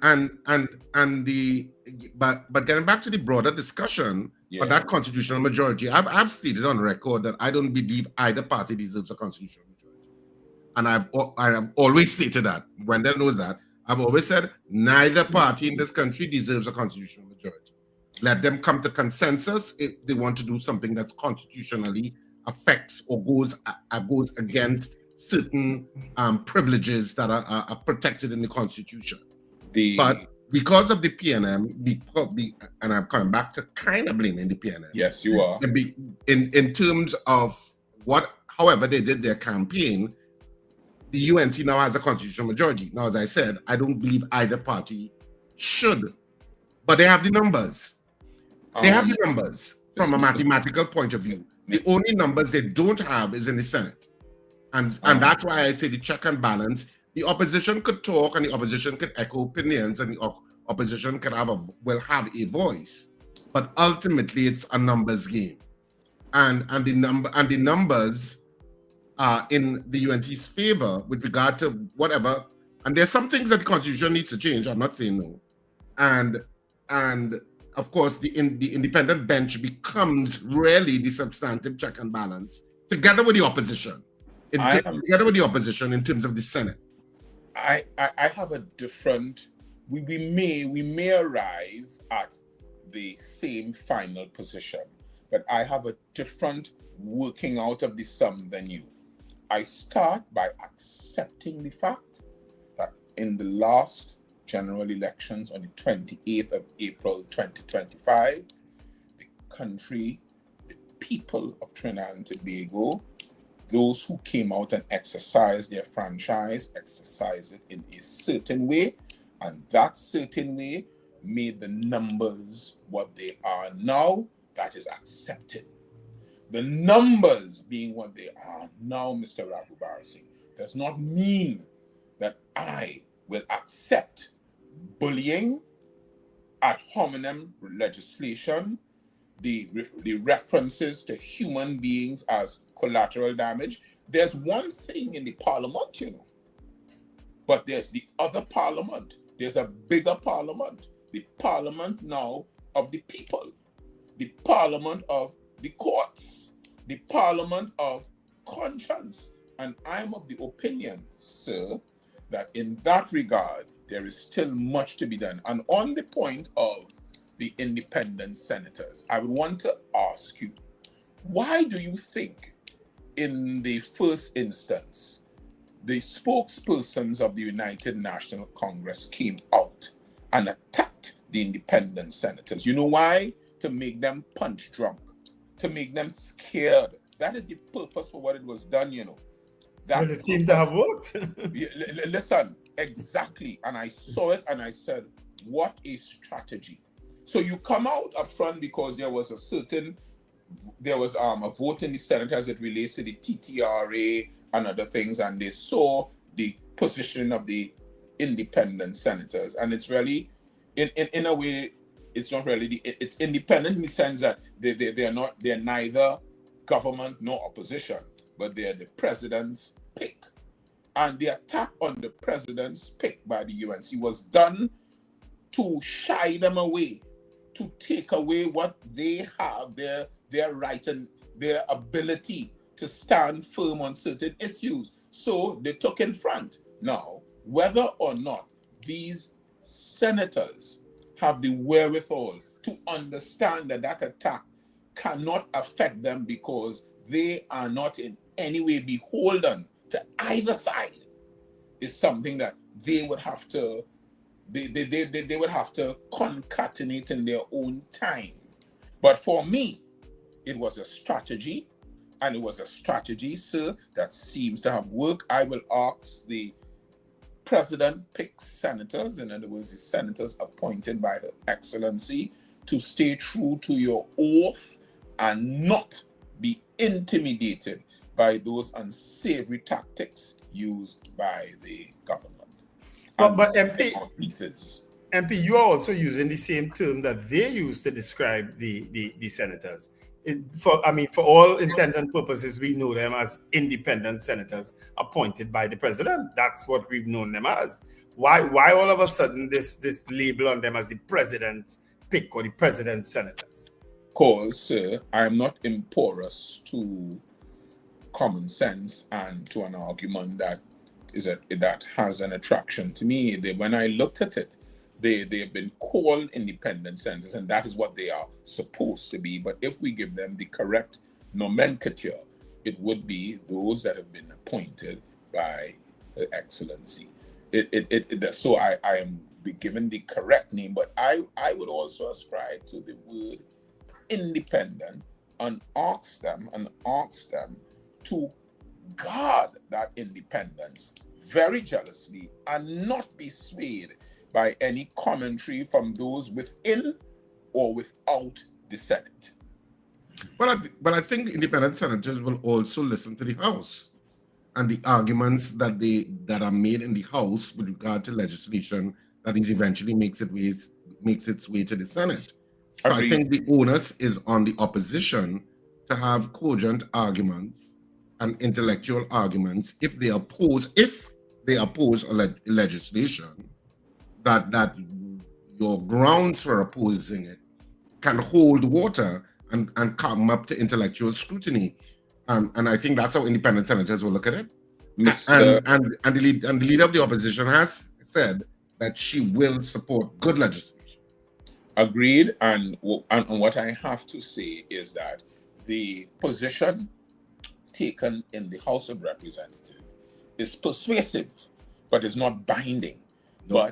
But the more persuasive the arguments are, the more attractive they would be to those senators and independent senators who are minded to support positive, well-reasoned, analytical arguments. And I agree with you in that regard, and that's why I'm saying, Mr. Raghubar Singh, so you have now come around to my main thesis, which is all is not lost in the House of Representatives. I understand that the numbers are lost, Those were lost on the night of the 28th of April. I understand that. But you would understand very quickly, Mr. Raghubar Singh, how swift 60 months may pass. So I am not using this as a status quo that will remain, but I am saying that I understand it. And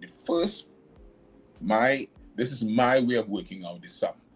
The first step is to accept what it is. And what it is, on the 28th of April, the numbers spoke to themselves. 26 in Trinidad, and it seems that the 2 in Tobago have morphed into the government way of thinking. Right. It is what it is. Mm-hmm. The issue of the president, though, and in terms of that, her appointment will soon come to an end. I think, if I'm not mistaken, this president only has just 2.5 years left, and that's 2.5 years of 60 months. So a lot could change in 30 months. The appointment of whoever sits in that chair will be the appointment of whoever sits in that chair. They will still be neither government nor opposition. The personnel may change, but the concept and the rationale behind the appointment remains intact. And this is not a system.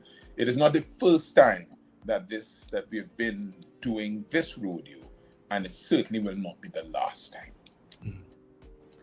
I know a couple of people have put in the chat, MP. It's the challenge. Of course, you sit as member of parliament for Port of Spain South. In terms of the challenge with crime and criminality and of course the joblessness and so on in the area that you have represented now. This is now your second term. What are the plans and so on for that to assuage some of the comments? Let me speak now to the constituency that has given me the great pride in Mr. Raghubar Singh, Mr. Stevens, of representing them a second time. The challenges are multifaceted. I am starting with the impressionable minds because I feel that in the 5 years that I have now, I can make a greater impact on the young people. I will try for all, but the young people. During this campaign, I interacted with young people from Beverly Hills, across Dan Kelly, Picton, Africa, Canada, East Dry River, Sea Lots, St. James, Woodbrook. And they want a chance in this world. They want a chance. My emphasis will be, although in opposition, to demand state resources in order to continue to give them a chance. It's always been there, but the accessing of those chances by the people of Port of Spain South, in my view, was not optimized. I will try to optimize it for the young people.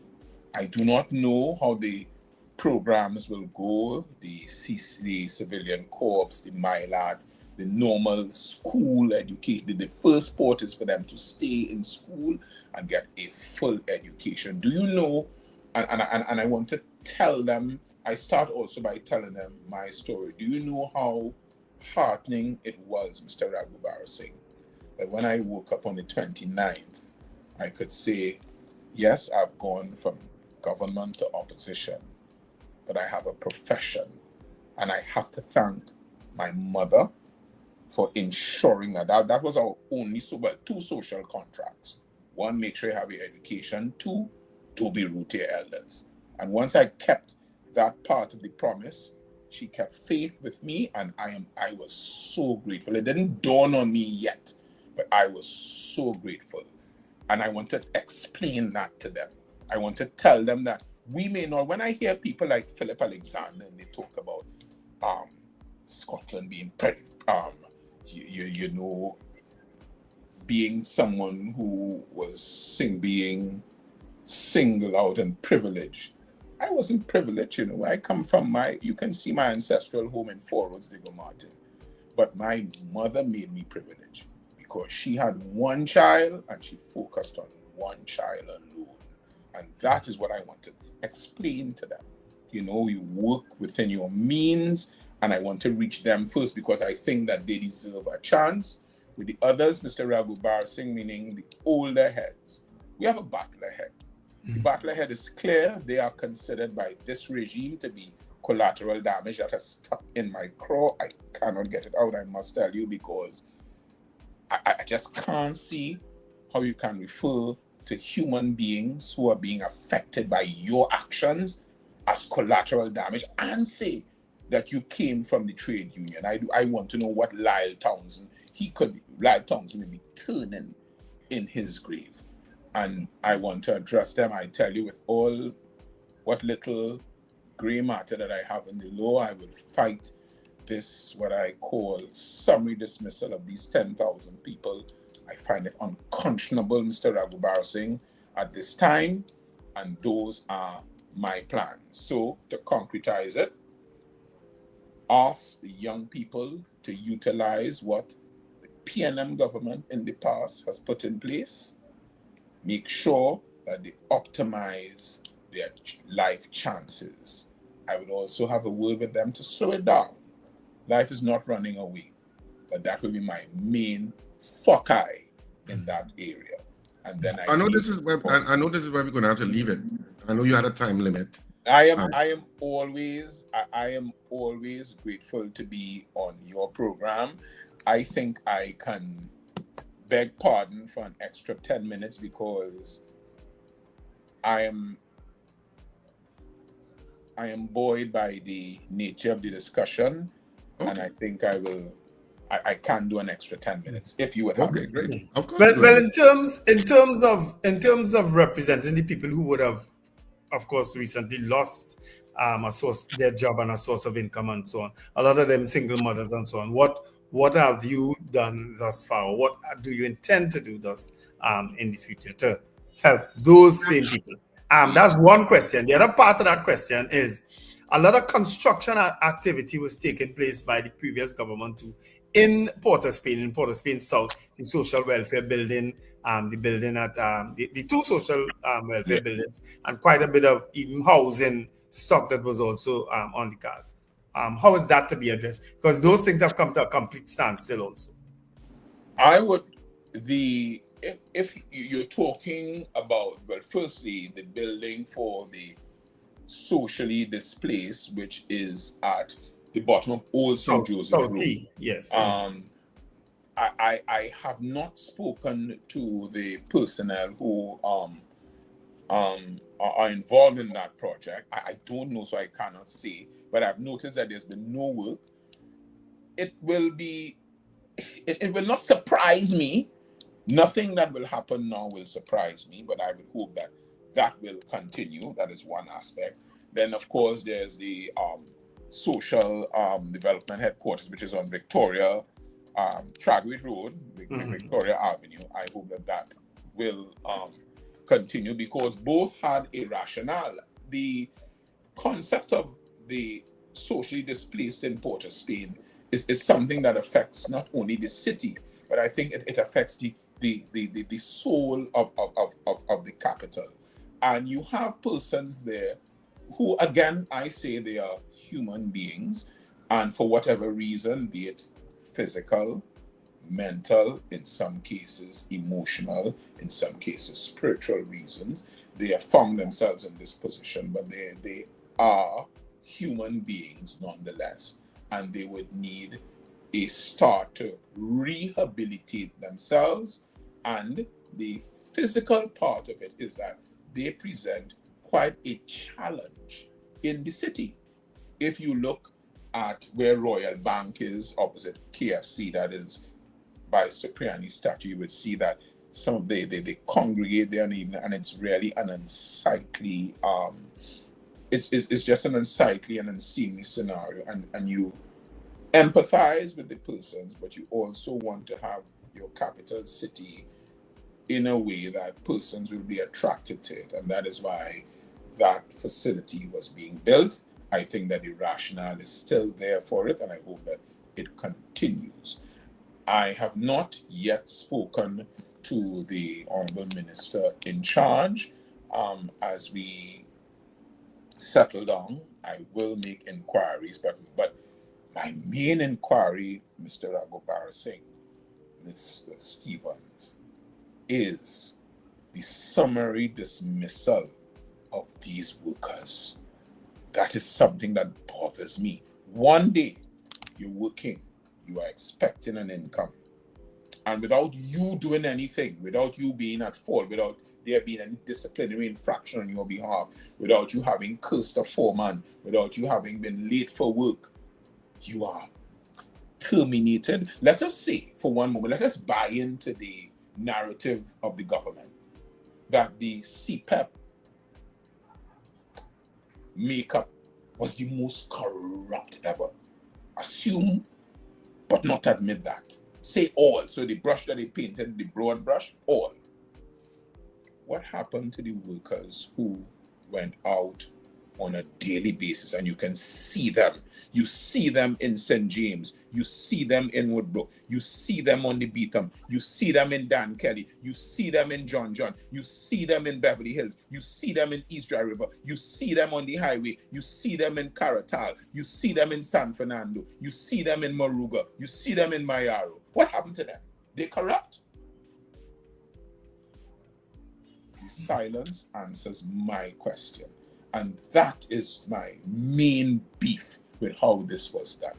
I think for a lot of citizens across Trinidad and Tobago, I think a lot of citizens were shocked and dismayed that was the first actions that the UNC took. Sure. And that affected nearly 20,000 people, because when you add it up, it's close to 20,000 people that were affected by it. And the trade union movement, I mean, the only voice that I really heard was Michael Anisette. Wendell, you could correct me if I'm wrong. Yes. It was the only voice you heard that really spoke about it. This morning, you are correct. If you have one more, you would have a hat trick. You are correct. The only voice heard was Anisette. And here is the thing. In Parliament, I heard the Honourable Member of Parliament for La Brea, I think, or Point Fortin, speak about the Petrotrin debacle, that's what he called it, and the retrenchment. There's now a committee, isn't there, headed up by a former Minister of Energy to speak about, to investigate the viability of reopening Petrotrin. But the Petrotrin workers, then they receive their severance. What happened to the severance for these workers, the CEPEP workers? They did not receive some sort of compensation for time served. They did not receive 1 month's salary or whatever in lieu of notice and their superannuation benefits. The CEPEP workers received nothing. I'm very, very sure in my mind that is an unpardonable injustice. It is disproportionate. I really can't disagree with you.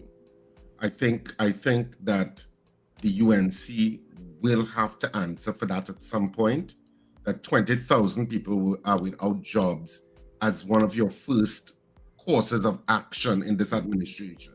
It paints it in a very dark way, which I talked about at the beginning of the show, that you felt you were swept into power on a lot of hope and hopefulness. And I always say that you want people to succeed. You want UNC to succeed, because if they succeed, the country is lifted collectively. But when you start off with some of these decisions that they're making and what they are prioritizing as important, it paints a dark and gloomy picture. And that can't be your intent. And if that was not your intent, you need to correct your course. And it's all right to say I was wrong. And you understand, and even though politicians hate to say it, but it's all right to say I was wrong and I need to correct this. I think that gains you much more points than continuing on a path that is bringing disharmony and stress to citizens of this country, because they're citizens. These are all citizens you're talking about. These are your fellow countrymen. And 20,000 in a small space like ours is a lot. And so I think it really has to be, I can't disagree with you that it is really something that was startling and disheartening. And I think for a lot of Trinidadians and Tobagonians on social media, it was. Yeah, I was wondering why he was keeping so still. He froze up. Yeah. I think he lost. I thought he was just keeping quiet because I was making such a great point. Yeah, I think we lost him there for a bit. So we'll see if he rejoins. If not, I know he told me that he had to get to court for, so he was going up to 7:45. 7:40. Yeah, he's back. Yeah, You and Mr. Stevens, you all killed my initial device. I'm not surprised. I'm not surprised. But let me just say that is compounded by the naming or by the ascribing to these persons as being collateral damage. That's one. And it simply means that they do not care. I understand from, and I go back to what I was saying, from that distracted policy that was taken by the Honorable Minister of Homeland Security. Well, we are going to have you, that distraction, I expect it to be run by distraction, but I will not be distracted from that injustice. Do you know why? School is going to open in a month's time. How do these people get school books for their children? But forget school. How do they feed their children on a daily basis? How do they feed themselves on a daily basis? That's a serious issues. And what gets me in this, there's a certain minister, and I don't want to give him any credence to feed that beast that of an ego, who seem to have taken great pride in that, that is a kind of government, a kind of governance that we have not been accustomed to in Trinidad and Tobago.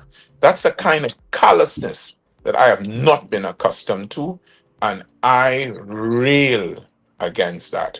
I will fight that with every sinew in my body, because it is unfair to people throughout the length and breadth of Trinidad and Tobago.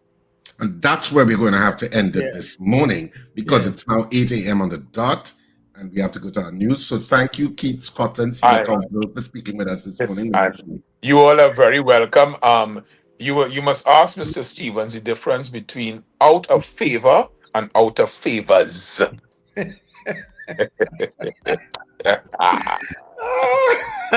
MP. Yeah, you must, Richard. You must ask him the difference. And guess what? I'll never run out of either. Everybody, have a great morning. All right. Thank you so much. Despite all, I'm in a good spirit. Despite all, I love my country. Okay. Enjoy. We all do. We all do. We love our country. I mean, ultimately, as I always say, you want Trinidad and Tobago to be the best on the planet, to be the barometer by which other countries aspire. And we have some things that are like that, but ultimately that's what you want. And that's why I say you want the UNC to succeed. But if you're doing things that I think that run abhorrent to my sense of how I see the country, I'm going to talk about it. I talked about it in the PNM, and I will talk about it in the UNC. Yeah, things that we do that I like, I will say, I think that's a good move. And I want to re-emphasize, there is nothing wrong with saying I was wrong. Yeah. Richard, I don't know why people think they feel they could silence you, one, and they feel they could control the narrative on this show, two. I don't know why. Because guess what? If they've been listening to us for the last how much ever years, they will know how we speak, and we speak our mind. So trying to malign this show like some people on the chat this morning. And DL, I'm trying to follow you, you confuse me sometimes with your narrative. I don't have a problem with you supporting a political entity, but sometimes you people make comments that kind of gets disrespectful, especially to our guests. You understand? Even far work away, you all skirt a thin line in disrespecting sometimes with disrespectful comments, especially to our guests. We can deal with all you, but don't disrespect our guests. All right? Please. Thanks. And I'm trying to understand that particular comment DL made at 8 a.m. I hope it's not an attempt at obscene you made there, right? I didn't remove it as yet because I wanted to be sure, right? But please, it's good. I had to delete comments this morning with people who were obscene. Okay? Thank you. All right, so this is our 8 o'clock news. A little after 8.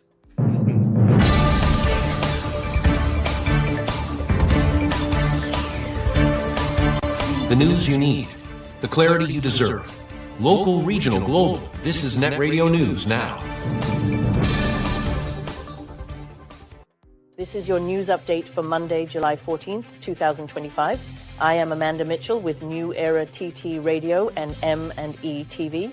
Trinidad and Tobago has recorded 81 murders since the April 28th general election, bringing the 2025 total to 208.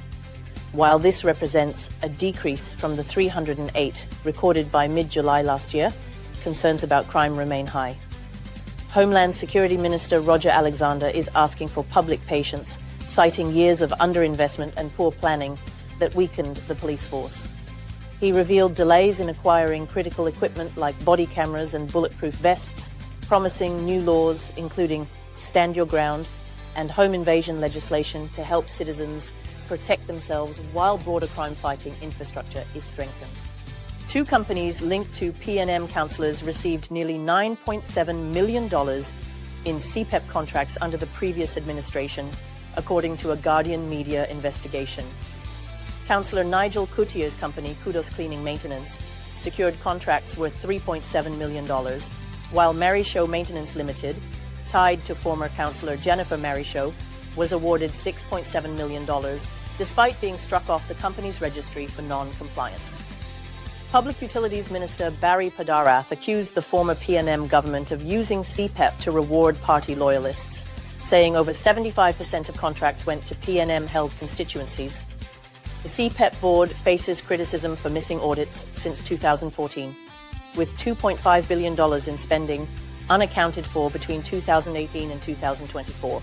Women's rights advocate Jacqueline Burgess is calling for full legal consequences for whoever leaked the identity of the accuser in the sexual assault case against attorney Martin George. George, charged on July 8th with grievous and indecent assault of a junior attorney, is out on $150,000 bail, with his next court date set for October 7th.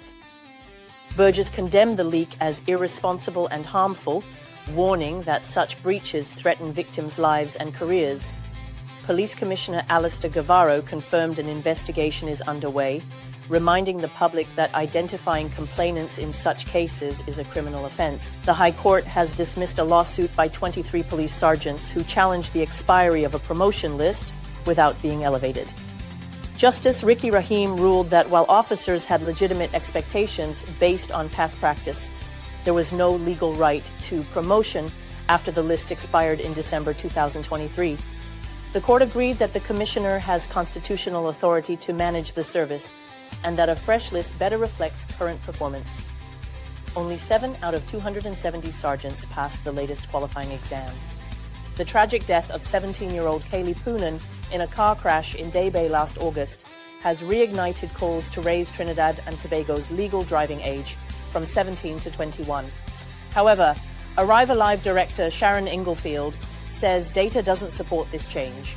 She noted that only 11% of fatal accidents in 2024 involved drivers aged 15 to 24, while the 25 to 44 age group was responsible for 41%. Instead, she urged government to focus on driver education, road engineering, and enforcement. You are listening to news on New Era TT Radio. In international news, 10 Palestinians, including 6 children, were killed in an Israeli airstrike while collecting water in central Gaza's Al-Nusayrat refugee camp. 16 others were injured when a drone-fired missile struck a crowd gathered with containers near a water tanker. The Israeli military admitted to a technical error, saying the strike intended for an Islamic Jihad target missed by dozens of meters. Elsewhere in Gaza, 19 more were killed in 3 separate strikes. The Red Cross reported record casualties at its Rafah hospital, treating 132 weapon-wounded patients on Saturday alone, with 31 dying. The UN says 789 people have died near aid sites since May 27th, with over 57,800 killed in Gaza since Israel's campaign began after Hamas's October 7th attack. That concludes your news update for today. I'm Amanda Mitchell for New Era TT Radio and M&E TV. The Breakfast Show with Wendell, Richard and Sir Charles continues right after this short break. That was news now. Stay informed with New Era TT Radio, Net Radio.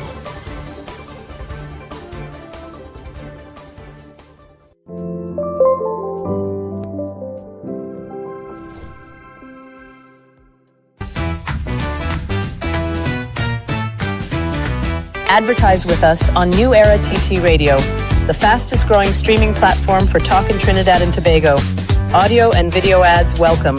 Elevate your brand with us. Connect with us at newerattradio@yahoo.com or call us at 299-5156. Now what are you waiting for?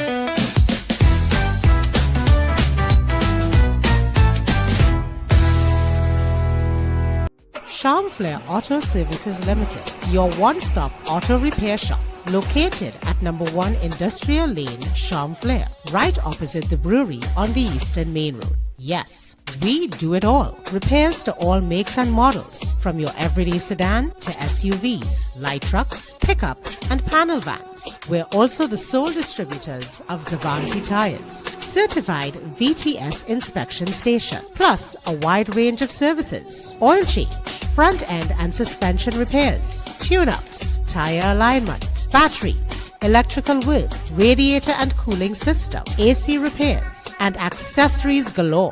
We offer pickup and drop-off service too. Call us today at 662-6545 or 662-6572. Follow us on Instagram and Facebook. Chamflair Auto Services Limited, number 1 Industrial Lane, Chamflair. We do it all.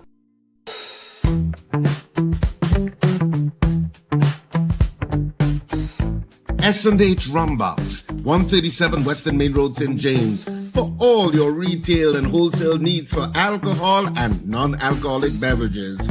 Call us at 686-0599 or visit us at 137 Western Main Road, St. James.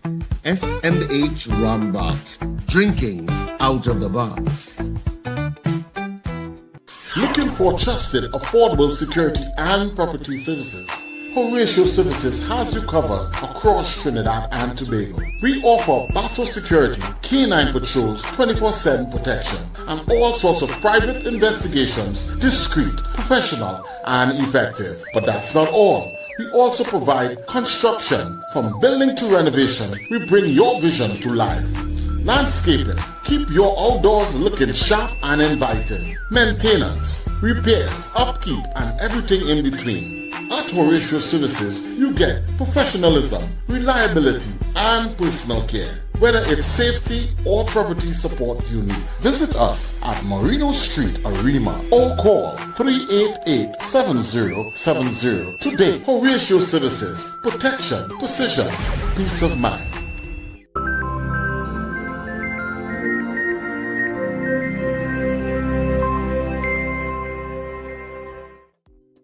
Richard, right. let me say, hold on. Let me say good morning to two people quick before I forget. Janelle Penny Commission, the first Miss Universe of Color from 1976. She is listening to our show. And she wants a question that only she asked me a question that I tell her only Richard could answer. So I'll send you the question, Richard, and you'll message Miss Penny Commission and let her know what the answer is, right? And good morning also to my young friend. I saw the name on the chat earlier, but it was going so fast. It was commenting so fast. Mark Ian. Good morning, Mark. We will chat soon. I'll say that much. All right. All right. So this is where we wrap it up on the Breakfast Show this morning. Of course, you can continue to listen to the stream at newerattradio.com on the internet, and of course, you can also tune in and New Era TT Radio in TuneIn. And of course, you can also listen to smart devices via TuneIn. Of course, there's lots of programming that continues after this program. So tune in to the New Era TT Radio. Used a lot of tune-ins there, boy. Yeah, plenty. Of course, we had Keith Scotland S.C, the council on today. Always a vibrant discussion. I was going to tell him when even though what the UNC has done thus far, especially with regard to CEPEP and Forestry workers, can be considered callous. The PNM has also been guilty of being called callous too. That's something they did, especially by your Minister of Finance, and now we talked about gas and all of that. So it seems that neither party is short of it. Well, I did reach out. I'll tell you, I reached out to Minister Clyde Elder. So I'm hoping that this week he agrees to do another interview. We have interviewed him before just after the election victory, and he was appointed a minister. So we're going to try to get him again. And I'm also reached out to Minister Saddam Hussein also to try to get an interview with you, right? All right. So we're trying to bring as much balance as possible to the show as possible. Did I say as possible twice again? Well, we can only speak to who wants to speak with us. Well, true. So, but we thank the people in the chat. Again, as I say, sometimes they skirt a very thin line. But, sometimes I can't keep up with all the comments. Honestly, it's fast and furious. But all I ask for, especially when we have guests, is that we show some respect to the guests and put relevant information that has to do with the guests. And a matter of fact, you can post questions in the chat that if we pick it up, we will ask the questions for you. Right? Have a fantastic day, whatever you do. Remember to smile and laugh no matter what. It's great for your health. Don't let nothing stress you out. Yeah. All right. Let Folks, it have go. a wonderful day. Remember, one life. Live it. This has been The Breakfast Show. You got it. Yeah.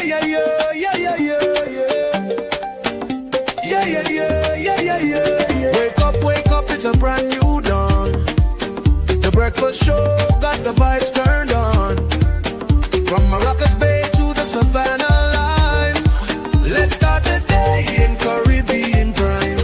Oh, good vibes rolling through the air. The breakfast show.